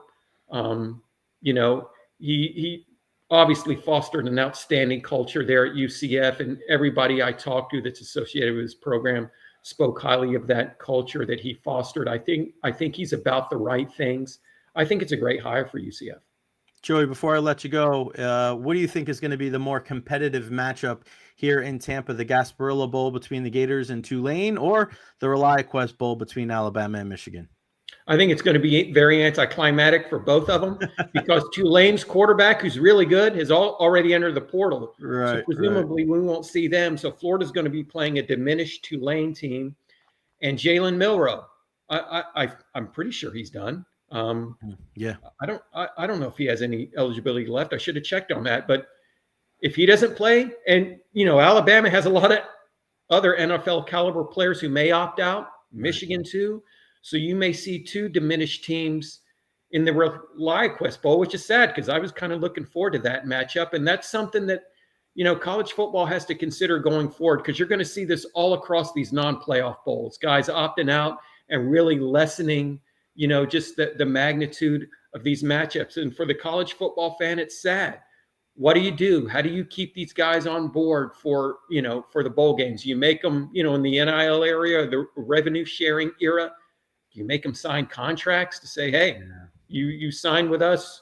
You're playing 12 games and any postseason games, including a bowl. I don't know. Right. But something has to be done because we're going to see more and more of this. And it's affecting the 2 Tampa Bowls in a hard way. And that's sad to see. Yeah, it's a good point because, like we remember last year with LSU, we didn't get a chance to see Jaden Daniels play the Heisman Trophy winner, and he's running up and down the sideline as Nussmeier was doing his thing. He's Joey Knight, Tampa Bay Times, USF insider, college football insider, and just all around great dude. Joey, I appreciate you, brother. I know you're a very busy man. You be well, and we'll talk to you soon. Thanks again for your time. Thanks, buddy. Appreciate you. All right, man. Good stuff, Joey Knight.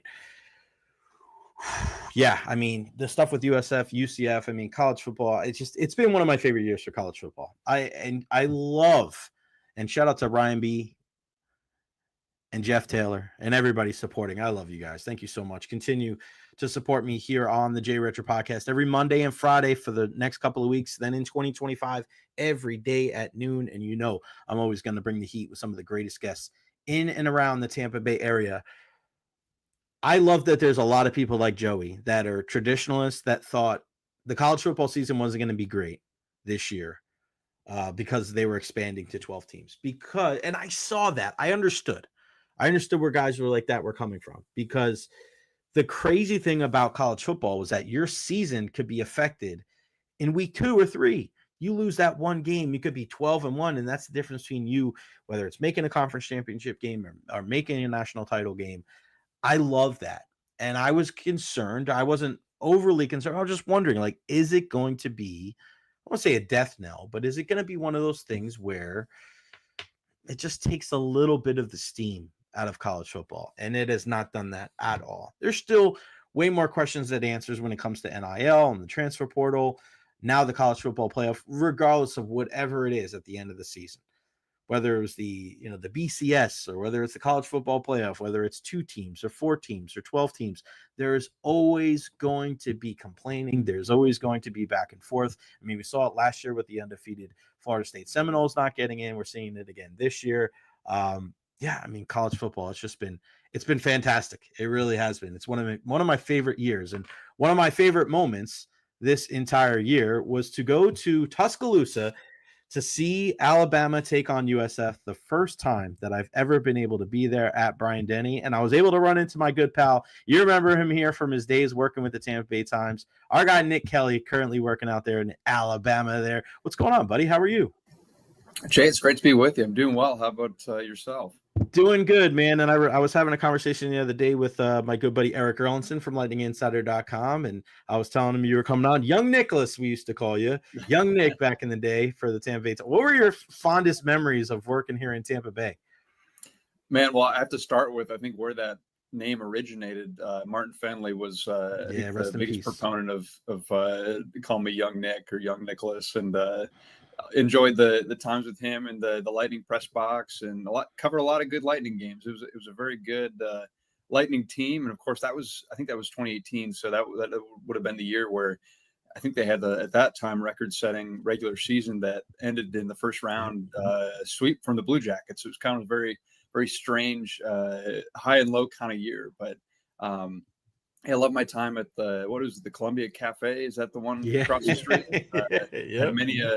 Many salads there, many meals there. So I really enjoyed that. But yeah, just enjoyed covering the Lightning. Mainly spent most of my time at Amalie Arena, and enjoyed that time covering the team and being around people like Martin, Tom Jones, Dan and Euros. Just some good people, and also just enjoyed being in Tampa for the 6 months that I was. Alabama beat writer now for is it Al or AL.com? I like them both. I think they sound great. AL.com. So the abbreviation for the state is what I love that, dude. I was like, AL. I'm all about it, man. But I'm just so happy to see you doing what you're doing, man. You do such a great job of covering things there in Tuscaloosa. And it was so great to see you, and so great to be in the building on the day that the field was named after Nick Saban. And it was just, man, history all over the place. Where was your level of surprise, if there was one, when the news came out yesterday that SMU was going to get that slot over the Crimson Tide? Yeah, I think most Alabama fans, people in the building, just people who know about the program, were pretty resigned to that fact once Clemson had to win that game on a last-second kick. I think it was a matter of, if SMU won, Alabama's in. If SMU loses big, Alabama's probably in, because the committee would have a very recent data point to say, hey, look, SMU didn't really belong in this playing a good ranked team. But SMU clearly belongs. So I think it was going to be really hard for the committee to not include SMU when they played an extra game and they lost on a last second field goal. So I think fans were pretty resigned to the fact that was going to happen, and worried that was about worst case scenario for Alabama. And I think it played out that way. Now, I think you could still make the argument that Alabama should have been included just when you look at overall body of work.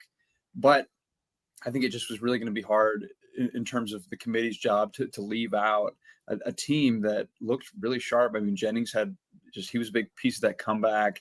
And so I wasn't too surprised. I think it was something that you expected once Saturday night played out the way it did. Nick, do you think this is going to change how Alabama is going to schedule in the future? I mean, I was just bringing this up to Joey Knight. Does this run the jeopardy of like USF not playing Alabama next year, right? Like, it's just, you start thinking about how these commissioners and how these big name guys at the top of the schools, how they start looking at scheduling these out of conference games, and whether it's really worth it in the grand scheme of things if it's not gonna help them for the college football playoff. So how do you kind of see how the future is going to hold for Alabama and maybe some other teams too? Yeah, that's the big question right now. And I think that, of course, Greg Byrne, the AD for Alabama, he put out a statement saying that they might have to reassess how they schedule in the future.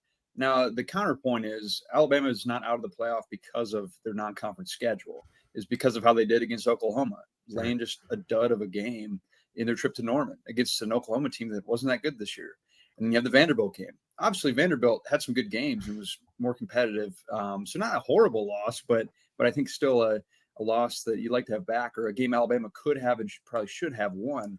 But yeah, I just think that you have to look at scheduling. You have to take into account, but I don't think it's as simple as saying, okay, non-conference, cancel those games, change all of it. I think it's more so an indictment on don't expect the SEC to go to 9 conference games anytime soon if the rest of the leagues are staying with what they're doing, and Alabama's and the SEC is basically having to there's a lot of cannibalism of the league, if you will, because they're playing each other and these good teams, not to be all pro SEC on you, but these are some really quality teams, right, and they're beating up on each other and they're beating each other. And that's where you have some quality 9-3 teams like South Carolina, like Ole Miss, like Alabama that are in that spot because they're playing SEC teams. They already have a tough schedule. So I think to me, it says there's been a debate between 8 and 9 conference games for the SEC. At this point, I don't see a world where they go to 9 games for a while. Yeah, why cannibalize yourself even further, right? if you don't have to, man. Because even teams like, I thought in the middle of the season, like Florida's not going to win another game. There's just no chance. They just look so awful. But you start looking at some of the young talent that they have. You're able to bring a guy like DJ Lagway in, and then all of a sudden you're looking like they beat that team and they beat Ole Miss, and you're just like, and we look in the beginning of the season. You look at how many points that Jackson Dart's putting up with that Rebels offense. You're like, who the hell's going to stop with these guys? And then they're a second tier team. They're going to blow out a lot of different teams, and I'm not, there's no SEC bias. I just think they are. You look at the draft every single year, and there's a big chunk of SEC guys there getting drafted by the NFL every year. I want to ask you about Kalen DeBoer, because going into the season, I was wondering if Kalen DeBoer was going to be able to be that guy. And I know he's had success where he's been, but it's a different animal. It's one thing taking a team to the national championship game. It's nothing being in the Pacific Northwest. Alabama is just, it's an identity unto itself, right? It's a brand.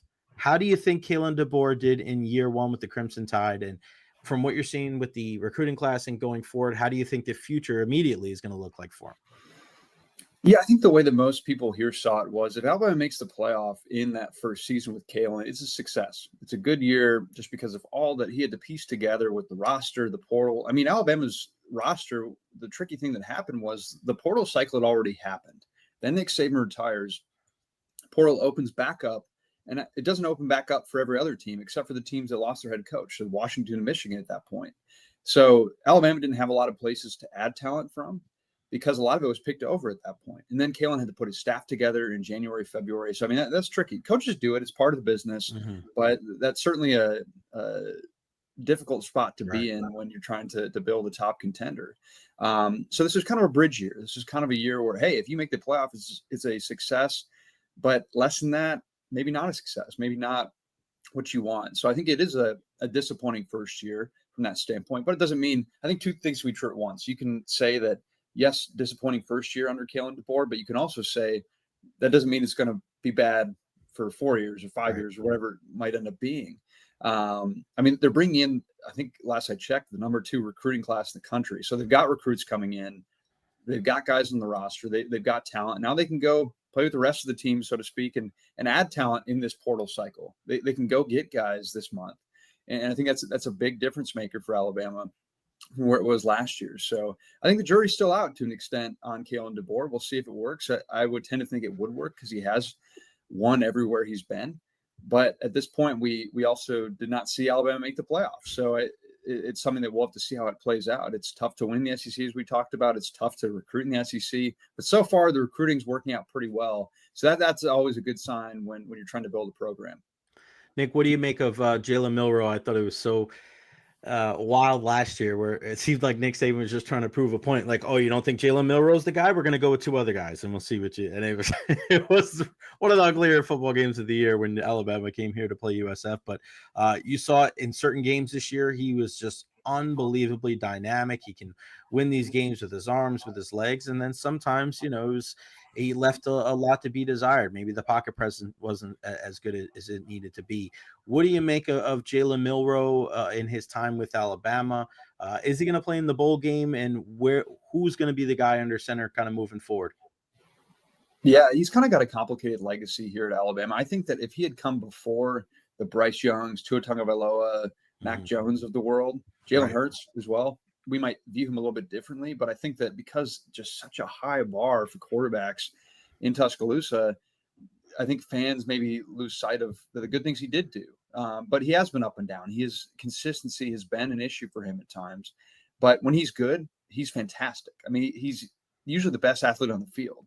I mean, he can throw the deep ball. He can make some throws, but when he's not good, he's turning the ball over. He's making mistakes. He's not looking as settled. And so I think it's been a mixed bag for him, but he can be really good. And that's where I think that has been maybe a little disappointment is that you see his ceiling, you see how good he can be. He doesn't always hit it. So I think that's been kind of the disappointment for him. But also he won the SEC last year. He beat Georgia, who hadn't lost in 2 years. In Atlanta, he beat them. And I mean, they went to the Rose Bowl. He got into the playoff. I mean, he's had a lot of success. Mm-hmm. Just again, at Alabama, the standard is kind of ridiculous, frankly. As far as him playing the bowl game, not sure on that. I could see it going both ways. I could see potentially him want to play in it and try to boost his draft stock more. I could see him not playing it just to preserve that. Just because, I mean, just to be frank, no offense to the ReliaQuest Bowl, but it's just when this team's so used to being in the playoff, it might make sense for guys not to participate if they're looking out for their individual future. And of course, that might sound selfish, but I don't blame guys. I mean, it's one of those things where you have to do what makes sense for you. So we might see Jalen in that game. We might see Ty Simpson. It also could be a good chance for Alabama to see what else it has at quarterback, just because I think either way, Jalen Milroe probably will not be the starting quarterback for Alabama next year. Good chances are he goes out for the draft. I think some team's going to fall in love with him and take him high in the draft because he's got some crazy good measurables. So we'll see what happens. But one thing I meant to mention, Jay, was the last time that Alabama was at Raymond James, it was that USF game in the rain, which, I mean, did not go well. I think, frankly, when you talk about changing non-conference schedule, everyone's thinking about the Power 4 games, but USF has given Alabama some trouble the last two seasons. So there were some kind of jokes that Alabama might want to try to get out of that third game that I believe is in 2025 or 26. Yeah. I think it's 2 years, yeah.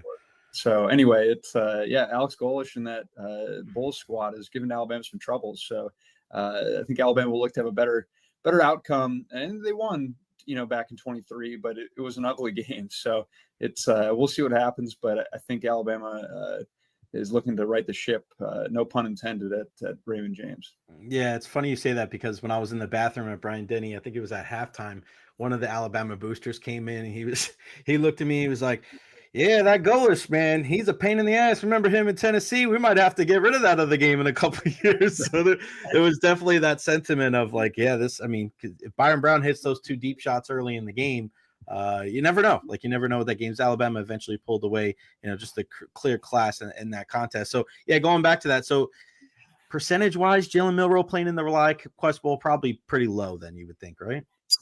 Yeah, I would lean toward no. But then again, Bryce Young 2 years ago in the Sugar Bowl when Alabama was out of the playoff and he was set to be a high-round draft pick, he played in it. So we'll see. I mean, I'm not ruling it out, but I guess my guess would be he doesn't. But again, maybe it's 50-50 at this point if we're looking at percentages. Yeah, it's probably up in the air because we saw last year in the ReliaQuest Bowl, LSU was here.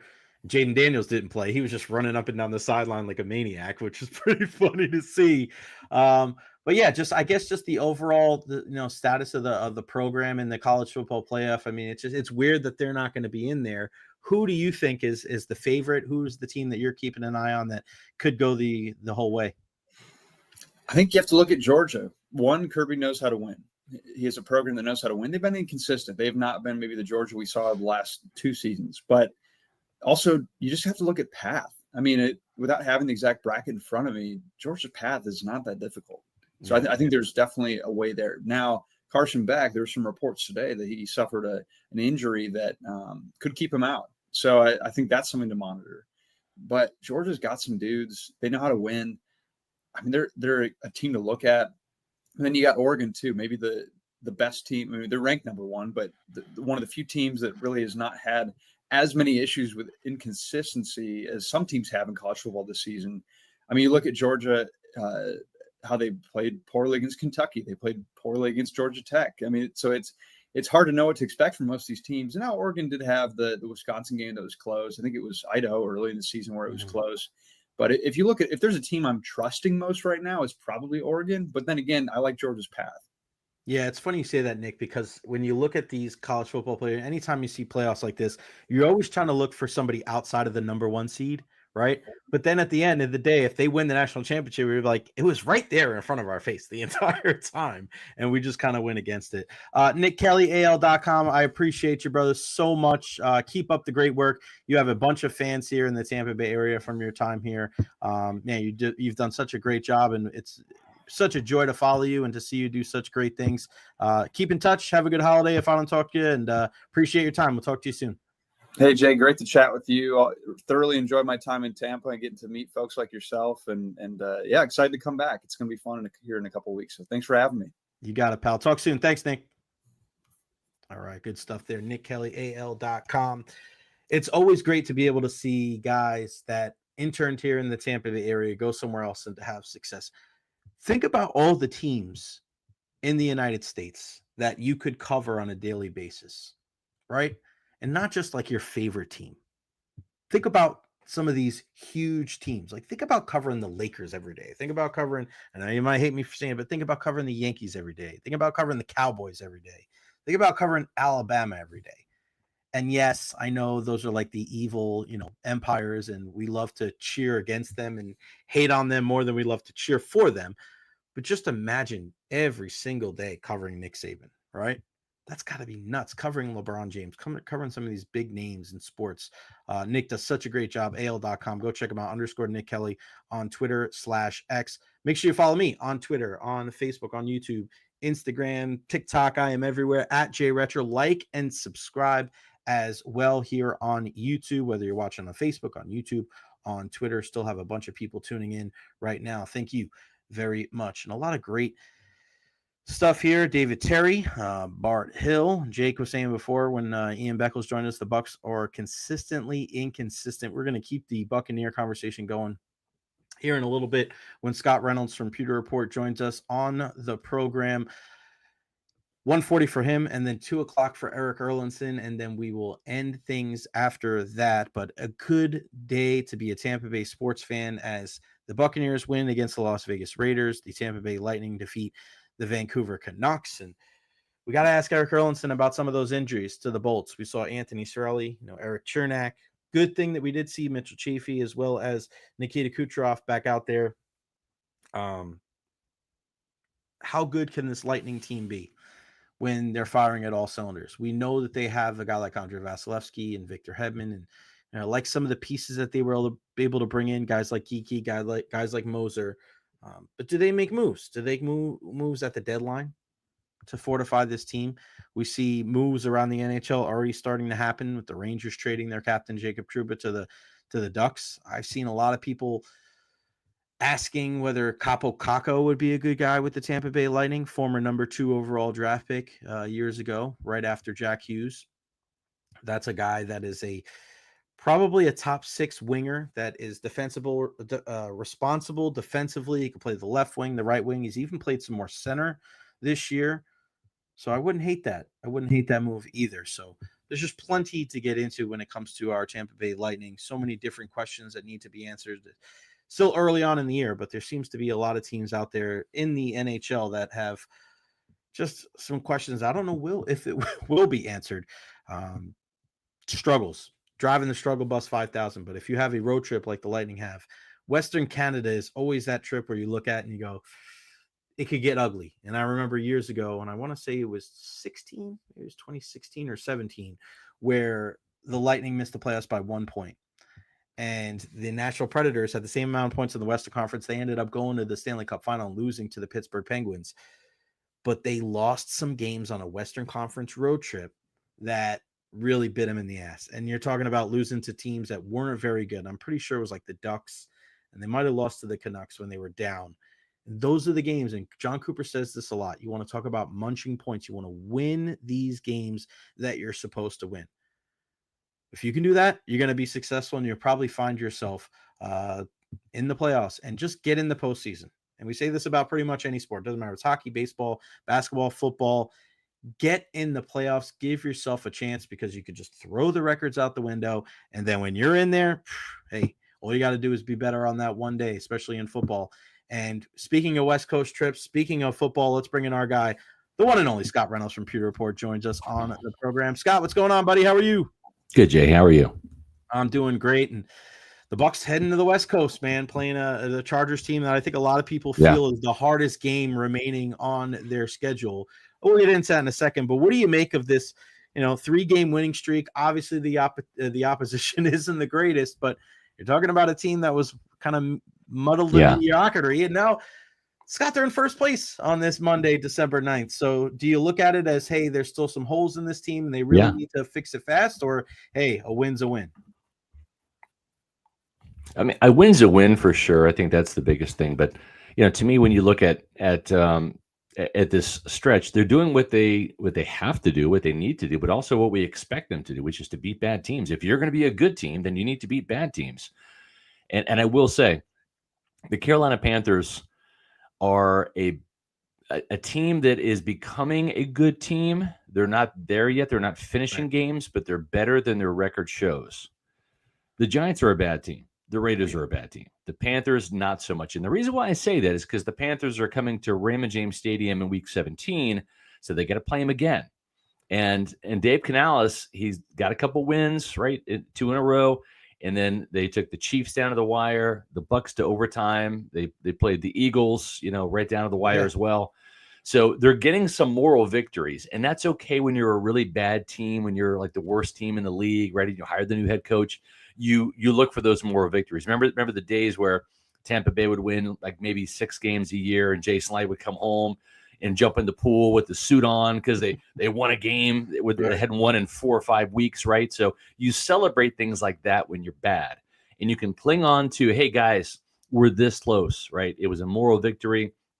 We're this close. That's why when you say the Chargers might be the best team remaining, you're right in terms of records, but there are a couple of teams, the Saints and the Panthers, that do have lesser records that are going to pose problems for the Buccaneers down the stretch, especially the Saints. For whatever reason, Jay, I don't know why, the Saints are 5-1 against the Buccaneers in Raymond James Stadium. They play the Bucs better here than they do there.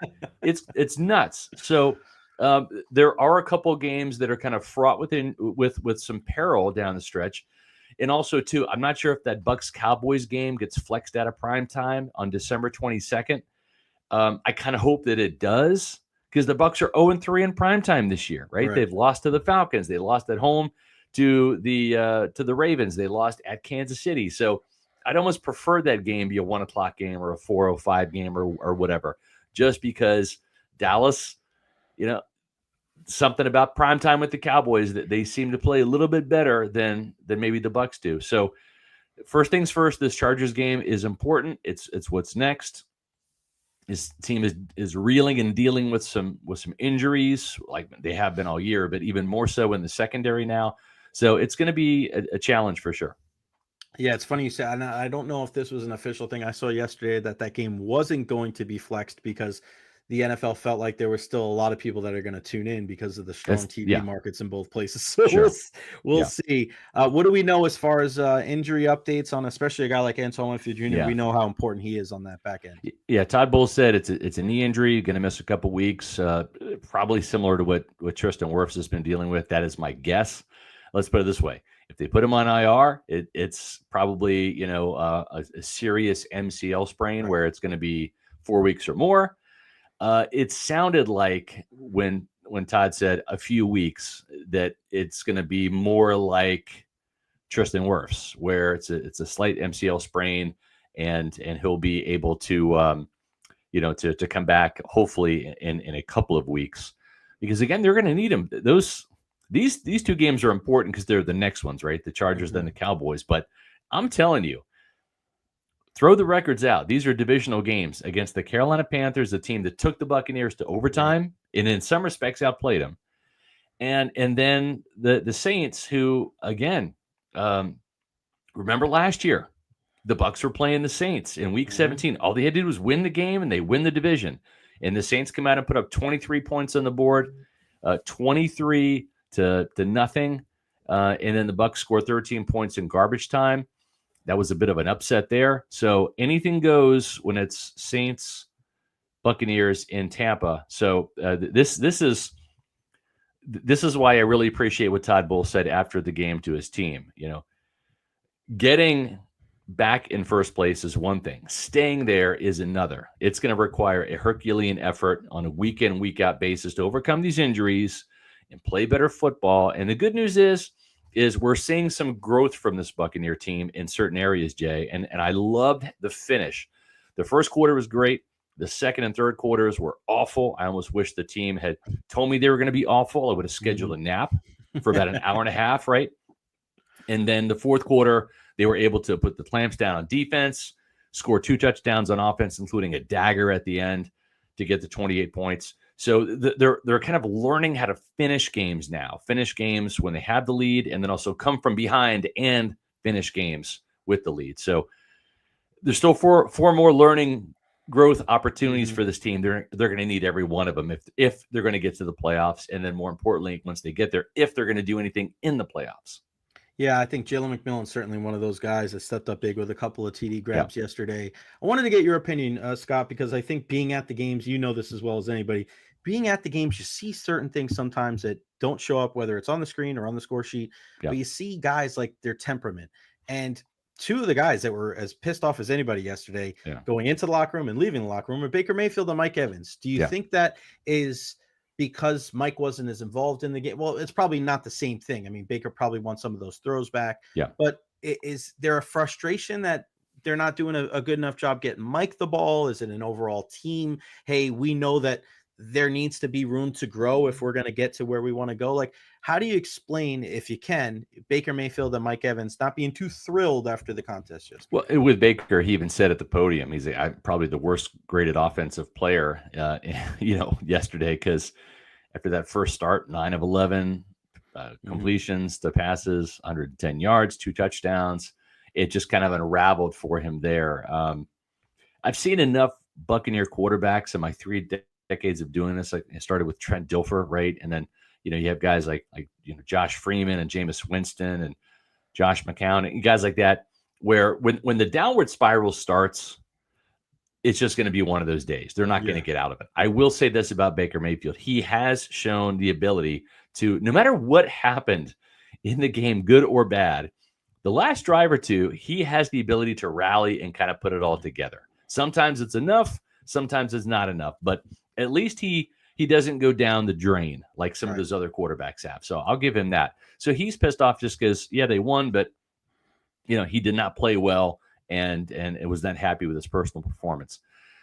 Mike Evans is not a diva. We all know that. He is a selfless team first guy. Having said that, he is also a wide receiver. It just comes with the DNA. It's not being diva to want the ball. Especially when you're a future Hall of Famer. That's just like intelligence. That's like, duh, like I'm one of the best players on this field. I'm healthy now. Get me the ball so I can help the team. It's always about the team. And typically the more yards and touchdowns Mike Evans scores, the more wins the Bucs get. So those two go hand in hand. And I feel like, he probably didn't get the ball enough. Probably, upset about that. The 1,000-yard receiving thing, I'm sure, is weighing on him, only because it's unnatural. He's had 1,000 yards every single season, sometimes by just a yard, but it's a record that he has claimed, worked hard for, blood, sweat, tears, and it's probably not going to happen. The math is not working in his favor, and with every game that passes, that becomes a little bit more of a reality. And so I think there's a little bit of crestfallenness about that, and that's okay. I mean, he's entitled to that. Because, again, it's not about his yards. It's about, hey, if I put a touchdown or 2 on the board, we're going to win games, right? That's just all there is to it. So I think he wants to be more involved. And also, too, keep in mind, every game that he missed, they lost, right? So the competitor of Mike Evans is like, okay, I'm here now. Give me the ball. We're going to win. And that's okay. That's what you want. So I'm okay with both of those guys being pissed off for their own reasons. Neither affects the team in a negative way. Yeah, I'm with you. I just think it's a competitive fire, right? I want guys to care, right? People say, oh, being a bad teammate. No, I don't want guys to be happy that they're losing. Exactly. So that competitive fire, I love it. 410 yards for Mike in 4 games. It's doable. I mean, it's doable. It's doable. He needs one of those big, 8 catches for $185. Yeah. You know what I mean? One of those kind of games to kind of make it a little bit easier. And you know what? down the To stretch. that point, and you're exactly right. It's not like it's impossible, but it's improbable only because he only has one 100-yard game the entire season, right? So he's going to have to do something that hasn't really been done yet. Is he capable of doing it? Yes, because he has that in him. The other thing that's working against him, and you even heard Liam Cohen say this Thursday at the podium during his press conference, this is not a vertical attack. This is not Bruce Arians, chuck it down the field outside the numbers, right? Or I should say down the seam. This is not a dirt cutter vertical, which is outside the numbers. The kind of the exact opposite of what Arians did, which is, those seam shots down the middle. This is not even Dave Canales, which is play action and deep shot. This is more underneath and intermediate. And the catch and run, which is Mike can do, but it's not like a part of his game. We saw it yesterday with the hurdle and then the 30-plus yard gain. That is uncommon for Mike. Mike is used to the throw it 40 yards down the field. I'm going to jump up and catch it. It's a 40-yard gain. Like that's been Mike's bread and butter since 2014. Right. He is the guy that will go up and get it and probably not get a whole bunch of yards after the catch. He did show some of that ability last year, a couple 70-yard, including a 75-yard touchdown against Carolina here in Tampa. So he's got that in him, but what's working against him is this offense. It's just not really suited for those deep shots, for those vertical shots that he had when Jameis and Tom Brady were throwing him the ball, and even Baker Mayfield to an extent last year. So that's maybe the unfortunate thing when it comes to that record. But at the same time, hard to argue, right? I mean, the Bucs are what, 4th or 5th in scoring, 28 points per game. They're 6th in terms of passing yards. Baker Mayfield with 28 touchdowns, already a career high. Anything now is gravy. If he gets to 34 touchdowns, this will be the 3rd highest single season touchdown mark in team history. Jameis had 33 in 2019. Brady had 40 in 2020 and then 43 in 2021. So that would be quite a mark for Baker Mayfield. So, you don't change what's working just for one guy, even though he's a future Hall of Famer, just to get him the ball. And it's funny because they talk about it too. It's not like they shy away. They wanted to get him. But and two more things. They actually can run the football this year. They ran for $150 yesterday, and Chris Godwin not being in there as well. So I'm sure, they're shading coverage that way, double covering them. So that doesn't help either. I want to ask you about that running game. Any concern with Bucky now? This is the 3rd different injury this year. And I know that, he's a more dynamic runner than a guy like Rachaad White. But one thing that I think a lot of people were losing in the midst of Bucky mania there was he's still a rookie. He's never played 17 games in a season. You're asking this guy to do a little bit of everything. Rachaad, for all he is worth, right? We know we can catch the ball to the backfield. We know he's pretty durable, and we know we can pass block. Unfortunately, we saw Sean Tucker have a little bit of an issue yesterday. But how do you think, first off, any concern about the Bucky injury woes, and then also down the stretch, getting that he's going to be back to being healthy? How do you think Liam Cohen kind of shakes that whole thing out? I think it's kind of a blessing in disguise. He had 5 touches yesterday, then he was done, right? He didn't have any more wear and tear. He didn't have 3 hours of football. He had about 30 minutes of football yesterday. So I think that probably works in his favor. A little bit less miles on the tires yesterday. He went from questionable to doubtful to out, right? And I was fine with that, especially the way Rachaad White was running. And then, of course, Sean Tucker, he can give you a 34-yard run at any point in time. So the fact that they have 2 really good backs behind him, I'm okay with that. And I think at this point in time, if you're thinking optimistically, not to get ahead of yourselves here, right? But you have to kind of be smart about this. I remember you were talking about the Lightning before I came on. And I remember the Lightning, they expended so much energy, right, to win all those games that season. And then for what? To get swept? Was that the year they got swept by Columbus, right? Yep. It's like they expended all of that ammo, all of that gas in the tank. And then when it came to the playoffs, they just had nothing left, right? And it was a great regular season accomplishment, right? But that's not the goal. That's kind of like the it ended up being the consolation prize. And that's not really what you want. So I think for Bucky, he did show he can carry the 25 yards, per game. He did that in Carolina. That's great. You might need that against Detroit or Philly or something in the playoffs. And then it's like, hey, it's lose or go home, I mean, I should say win or go home, right? Lose and you do go home. So save that another performance for that. Bucky's capable of games like that. So even when he comes back, go back to that three-headed monster. I loved what Liam Cohen did against the Giants, right? Yep. First drive, granted it was a touchdown drive, so you had a lot of plays to work with. But in that drive, 3 catches for Bucky, 3 carries for Sean, 3 carries for Rashad. Each back got an equal amount of reps on the first drive. It kind of set the tone for the day. And so I would manage his workload when he comes back just to preserve him, because he is your best running back. You got to preserve him. You can't get to the postseason and then not have him. So I think that they do need to put him on a pitch count, work those other guys in. We've seen Sean step up when he's had to. Gosh, Rashad stepped up yesterday when he had to. So they're capable. Just manage that workload and let Bucky do his thing, but on a limited scale right now because of those injuries. And you mentioned that, and that's a very valid point, Jay. I mean, even though he played at Oregon, right, and you kind of get those bonus games, the championship game, maybe you get into the playoffs or whatever like that, but he didn't have 17 games. No rookie does. And remember, he also played in those preseason games as well. So he's got that extra mileage on him already. Oh, and by the way, there's 4 more games to go at least. Yeah, I remember Tristan telling me a couple of years in his second year, he's like, it's a lot that first year. Like your body starts going down. You could be the most well-conditioned athlete, but your body's just used to high school, college. You're not used to a week 15 or a week 16 or a week 17. Right. It's a different ball game. What do you make of this pass rush, Scott? Because, people for years, it was like, well, if you could help on the outside to get, help on the outside will help on the inside. And you would think vice versa, right? You got Kalijah, you got Vita. I mean, you had 2 sacks to say from LaFonte David and Kayvon Merriweather. Yeah.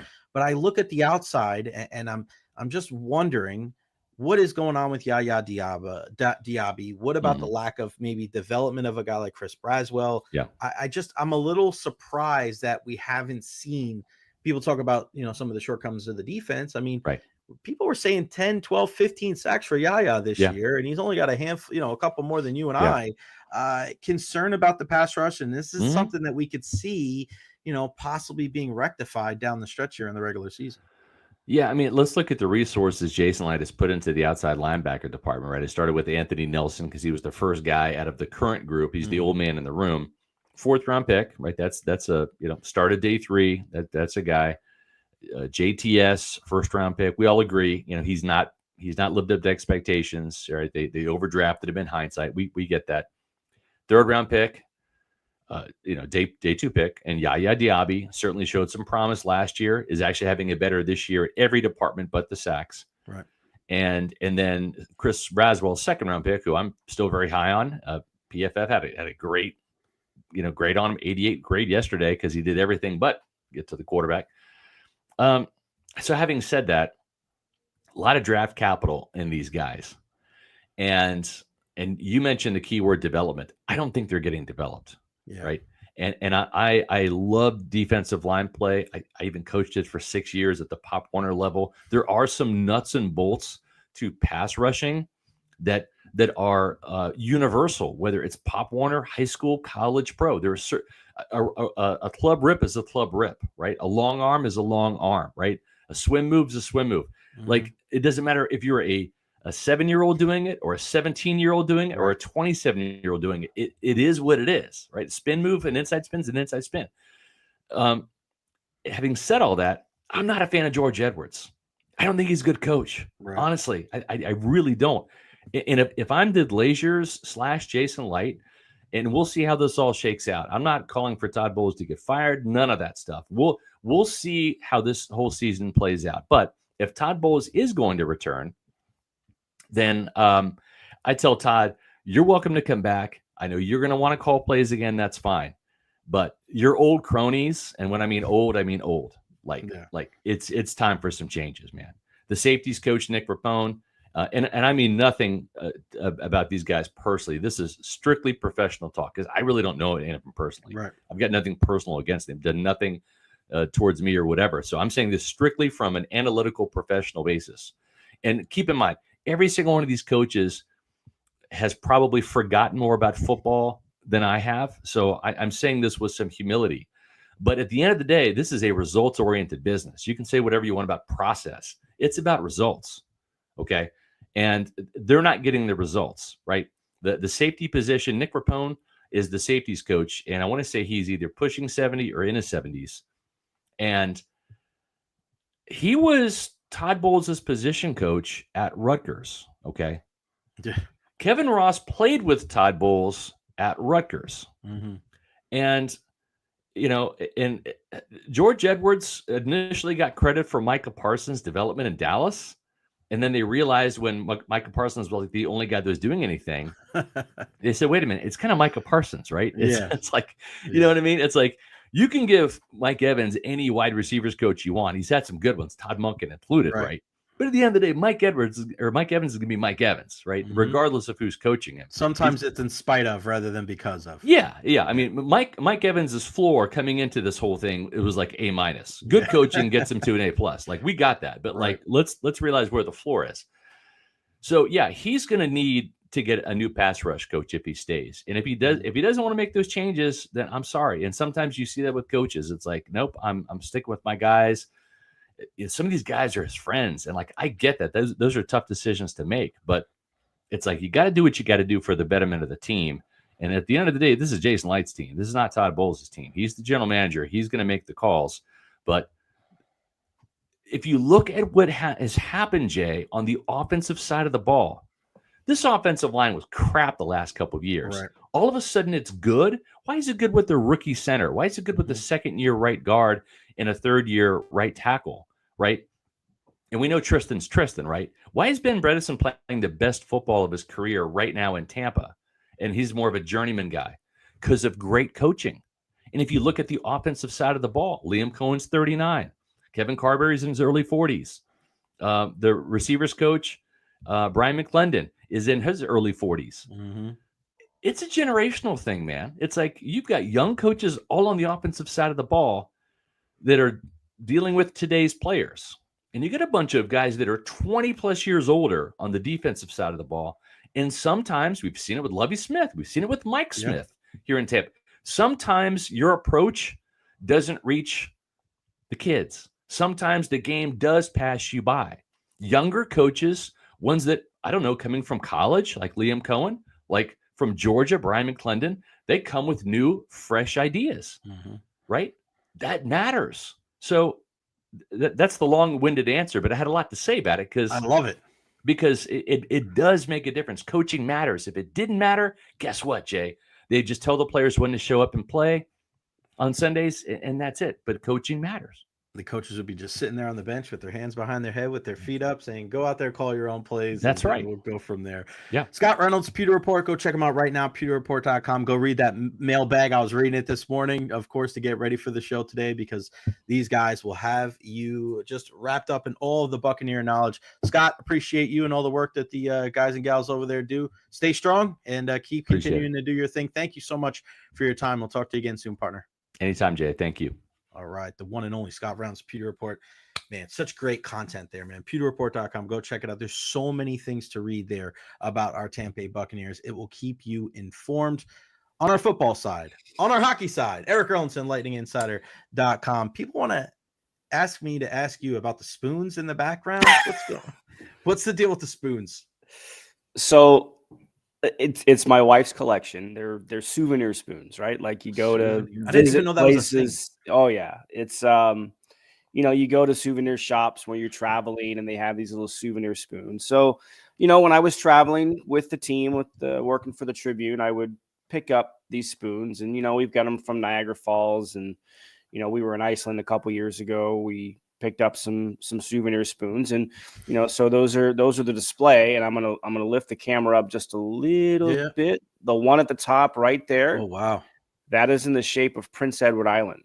Oh, so okay. We found that one. I did a trip up to PEI to do a story on Brad Richards, 2007-ish, somewhere around there, and so we found that at a little craft show up in PEI that year. So we have added that to our collection too. So you'll be shocked to know this too, Jay. One of them was actually knocked off the wall by the boys when parents weren't home. Wow. At one point. So color me not surprised. I remember being at my buddy Rob's house, and you got a chance to meet my buddy Rob years ago, and his mom had Hummels, like the little Hummel statues. And they're like this big, and they gotta weigh like 20 pounds. And we were playing ball in the house one time, and that thing came down right on my head. And that explains why everything is wrong with me between the ears. That explains it. Lightning start out the road trip with a nice win there in Vancouver. Braden Point, second star, I think was it of the week in the NHL. Yep. He was involved in all 4 goals yesterday, and it just shows when he's in there, Double E. He's just such a dynamic player, and he really is one of the big straws that stirs the drink for this Bolts team. He is, he's really an underrated superstar in a lot of ways, because he gets overshadowed by his teammates in a lot of ways. Obviously, Nikita Kucherov, when Steven Stamkos was here, Victor Hedman, Andrei Vasilevsky. But look, it's when he was named as one of the first 6 to the 4 Nations roster for Team Canada, that kind of showed you what John Cooper thinks of him, but also what Team Canada sees in Braden Point, because he doesn't get the recognition, but you just watch him play. And like even the empty net goal he scored yesterday, the speed that he showed, the understanding to take the puck off the stick of Elias Pettersson and just race up around up to the sideboards and kind of go in unopposed and score a backhander goal. It's he's just such a smart player. He's so unassuming. He's so humble. Like anytime you try and ask him about himself, he's never going to talk about himself. Ever. He's always going to defer to the guys he plays with. And that's some part of, hockey players are that's sort of in their DNA and who they are. But with him, it's just true. He's just a humble guy. You wouldn't know he's a 50-goal scorer in this league. You wouldn't know that he's leading the league in power play goals so far here in the early year. And that's after missing a handful of games like he did. He's the straw that stirs the drink is probably a good way to do it. We know that everything runs through Nikita Kucherov, but everything runs because of Braden Point. I want to ask you before we talk of the Lightning some more, the 4 Nations. You and I have been looking for the last couple of weeks at people that would predict what the rosters are going to be like, and it was always, the 12 best forwards and the 6 best defensemen. It was always like, just look at the points. But you brought it to my attention early on, probably 2 or 3 weeks before it happened. Like, hey, watch out for Anthony Cirelli and Brandon Hagel making this roster. What gave you that impression that those 2 guys were going to be on there? And I would say, are you surprised that they made it? I guess not, because you saw it coming, but go into that decision for John Cooper. How much of that had to do with him, like being their coach for the Lightning, and how much of it has to do with like, hey, you need 3rd and 4th line players? Yeah, well, certainly there's a good advocate in the coach's office for both those guys, right? And they have such a good chemistry. We've talked about that. We've written about that. We've asked John Cooper about it quite a bit, especially this year in particular. But, you go back to the movie Miracle, right? The 1980 U.S. Olympic hockey team, and the beginning of the movie and the process of Herb Brooks, a legendary Hall of Fame coach, trying to put his best team together. And he gets questioned by USA Hockey officials. Well, this is a better player. This is a better player. And he said, I'm not looking for the best players. I'm looking for the best team. And that's kind of the mentality. And, when we asked John Cooper the other day, about a week and a half ago, almost 2 weeks ago, as we were getting close to the announcement of this, we asked about Cirelli in particular. And he said, look, you can't just take the top 12 goal scorers that are Canadian and put them on a team together. You need guys who can be on a power play. You need guys who can kill a penalty. You need guys who can be on a 6-on-5, who can be on a 5-on-6. So, you hear the head coach talk about that. Of course, John Cooper is going to be the head coach of Team Canada, and you get a little insight into his thought process. And, you start to put those pieces together. And look, those 2 guys, Cirelli and Hagel, I'm not surprised. Certainly it's Cirelli, because we know how good of a defensive forward he is, and some of the matchups he's probably going to get in these games. He's probably going to be the first guy over the boards to kill a penalty. And, and Hagel's maybe a little bit more of a surprise. But then you look at his offensive numbers. He's had such a great start to the season. And so you put those two together in what is essentially a short tournament. There's not really going to be a ton of practice time, so you have those two together. They have instant chemistry. They know how to work with each other. They're killing penalties together, right? I mean, absolutely. They're the first two it. over the board. There's no doubt about it that those two are going to be the first forwards over to kill penalties. So that's the thought process that I think a lot of national teams have nowadays. Like, you can't just take, I mean, Jason Robertson's not on Team USA. Like, how is Jason Robertson not on Team USA? Well, they chose guys like Brock Nelson who can maybe kill some penalties and, guys like that. So it's just the thought process. And, it's great for Brandon Hagel. I even asked him real quick before we were done the other night. I said, "Are you ready to be a Team Canada player heading through Canada and handling the media up there?" And he just kind of laughed. He goes, yeah, because he's probably the surprise name that maybe people weren't expecting to be there.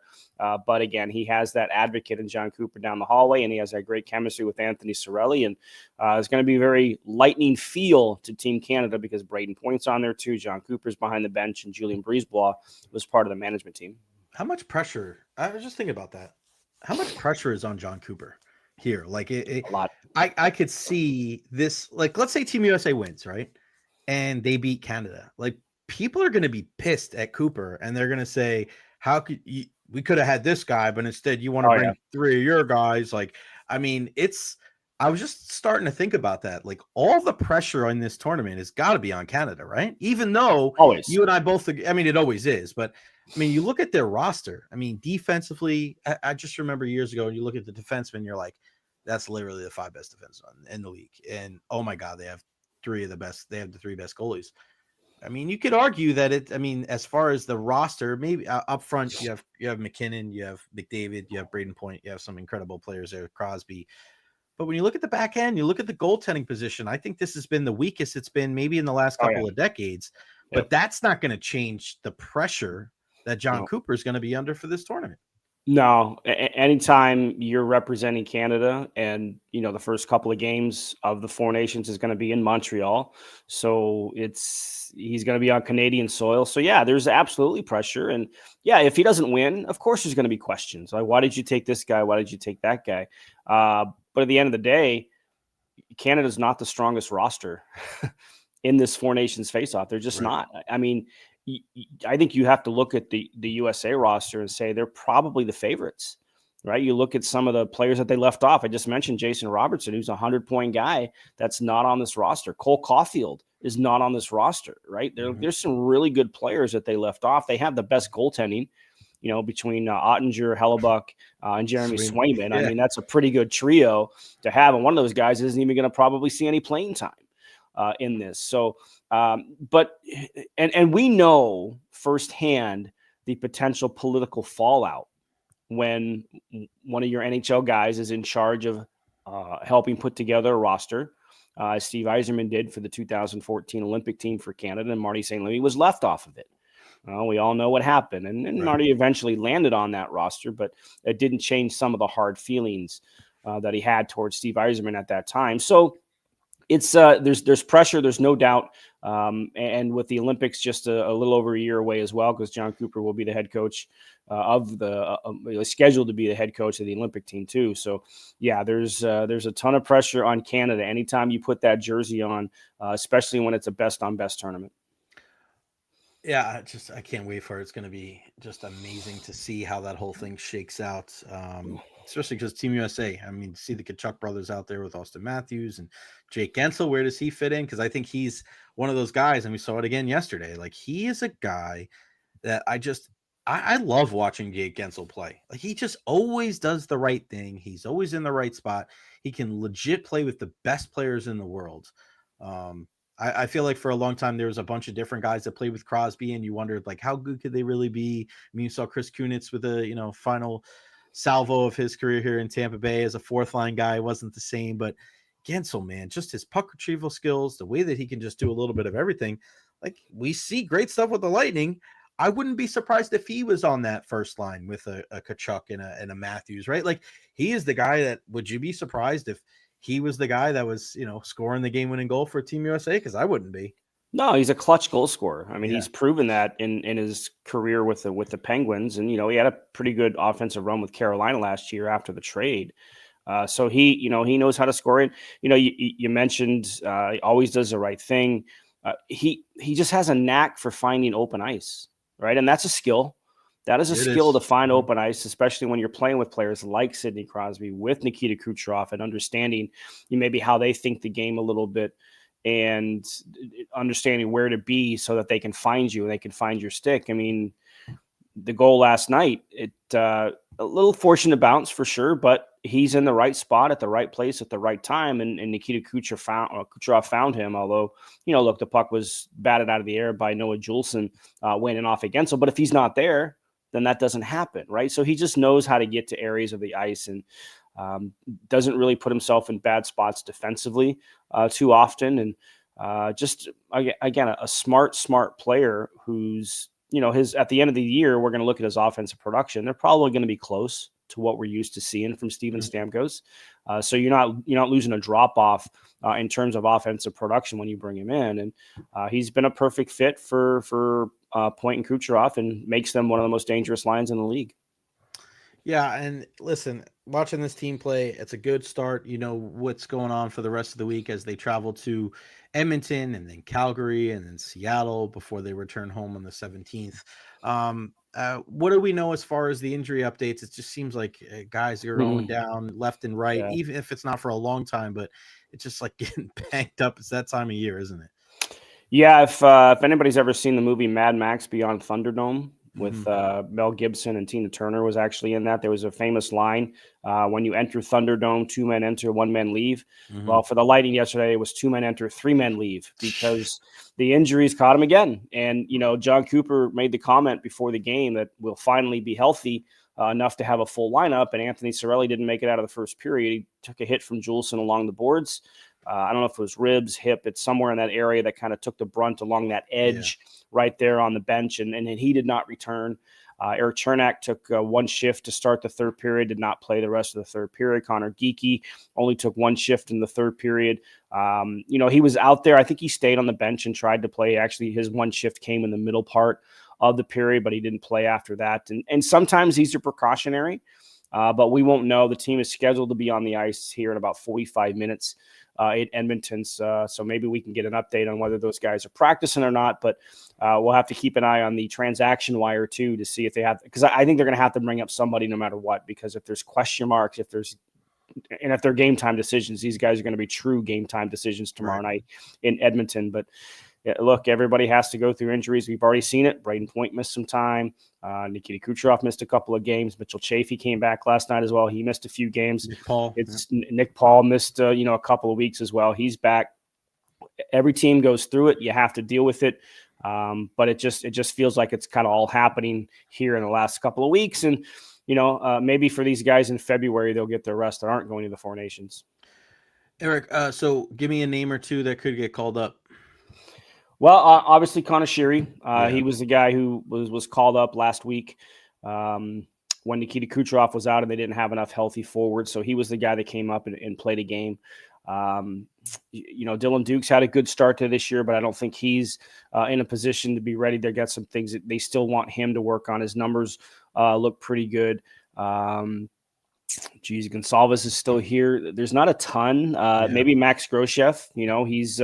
He had a really good training camp. He was one of the last guys that were sent down. He's had a pretty decent start for the Crunch. So if you're going to look in that direction, the good news is you still have Cam Atkinson here. You still have Nick Perbix. They were both scratches last night.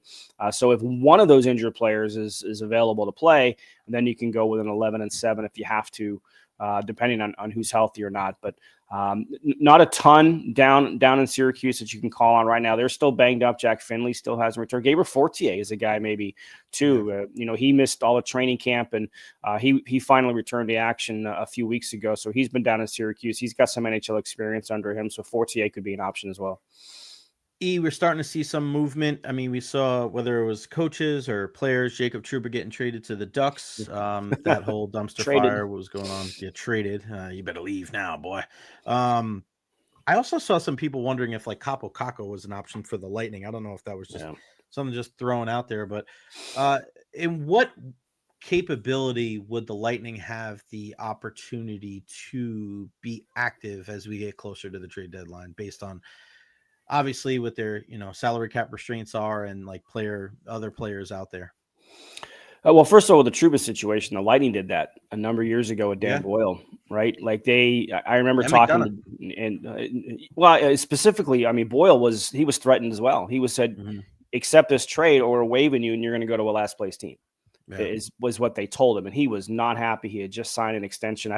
I'll never forget that conversation with Dan Boyle. Actually happened on July 4th. Of that year. So there's been precedent of these situations happening. Of course, this was in the summer. Jacob Trouba's situation is in season. So it was curious to kind of see that and how that affects the Rangers locker room. As far as Kakko, look, there's no doubt the Rangers are open for business. They're going through some difficult times. They just signed Shesterkin to the big contract, so they got some salary cap space they have to kind of think about moving forward. And the thing with, people are trying to connect the dots. Is there a chance the Lightning could have interest in Kaapo Kakko? Well, look at his salary cap hit. What is that? I think $2.5 million this year. He's a restricted free agent at the end of the year. How do you not have cap room? Yeah. It has to be dollar in, dollar out if you're even going to think about that. And I guess the rumor that was flying around that somebody tagged me on last night was 3 draft picks in 2025. Well, that's just not going to happen. They just don't have the cap space for something like that. So, but the good news is that the Lightning are not an LTI, so they don't have to tap into a long-term injury relief pool as they have the past few seasons. They have actual cap space. It'll accumulate more and more as the season goes on. That's kind of how the salary cap works in the NHL. I think I saw last night that their cap deadline cap space is probably around $3.5 million right now. That can change depending on injuries and what you have to use. So yeah, there's a little bit more wiggle room this year for Tampa Bay than maybe there has been in the past couple of years when it comes to it. But one thing we know, if this team is in position when we get to February, there's no doubt that Julien BriseBois will do what he can to make a move to try and improve this team. He's proven in the past, and he's got a couple of second-round picks this year. One of them they picked up in the summer at the draft. So, he's got a little bit more to work with in terms of assets as well. So, I would anticipate if they're in the race, and I expect them to be in the race, that Julien BriseBois will be as active as he can be given the constraints that they have. He spends 365 days trying to improve that Tampa Bay Lightning roster. He said that to you and me on multiple occasions. LightningInsider.com, Erik Erlendsson, Erik_Erlendsson. That's a K, not a C, 2 S's after the day. Sign up for LightningInsider.com today. Double E, appreciate you, brother. Have a great rest of your week. We'll talk to you again soon. Thanks, man. Appreciate it. Hey, that JNZ code is still active, by the way. Keep it going, baby. JNZ, man. Throwback code. JNZ, it's still active on the site. So anybody that signs up, watches the podcast here with Jay, $10 off every year, not just year one, every year. So JNZ, when you sign up, $10 off every year your subscription. That's awesome, buddy. Thanks, pal. Talk soon. All right, bud. See you later. See ya. The Spoon Man, Erik Erlendsson. That's awesome. Great story. Great hockey talk with Double E. Again, lightninginsider.com. Ryan B., what's your podcast schedule like for the future? Monday and Friday for the rest of December. So I will be back on Friday the 13th. Friday the 13th, talking all things Tampa Bay sports and beyond. 2 hours and almost 25. It's got to get a good stretch in because, listen, it's one thing to do like a radio show when you have commercial breaks and you go to the bathroom, you get a drink like this. I'm just firing through, man. 2 hours. Boom, boom, boom, boom. But I couldn't do it without the cavalcade of stars that we parade through the podcast here. And a big shout out to my guy, Ian Beckles, always kicking things off right on Mondays here on the program. Also, Doug Waechter for joining us, Joey Knight, Nick Kelly joined us from Alabama. We also had Scott Reynolds from Pewter Report, and then Erik Erlendsson, LightningInsider.com. Closing it up, the closer like he is. Follow me on all social media platforms, Facebook, YouTube, Twitter, Twitch, TikTok. I am everywhere. Like and subscribe on YouTube every single time you guys follow me. Share this, and just that's the only way that this thing is going to grow. So please continue to do that. Support local, whatever it is, but especially here, right here on the podcast. All right, I'm going to take a break. Everybody have a great rest of your week. We'll see you on Friday right here on the Jay Recher podcast.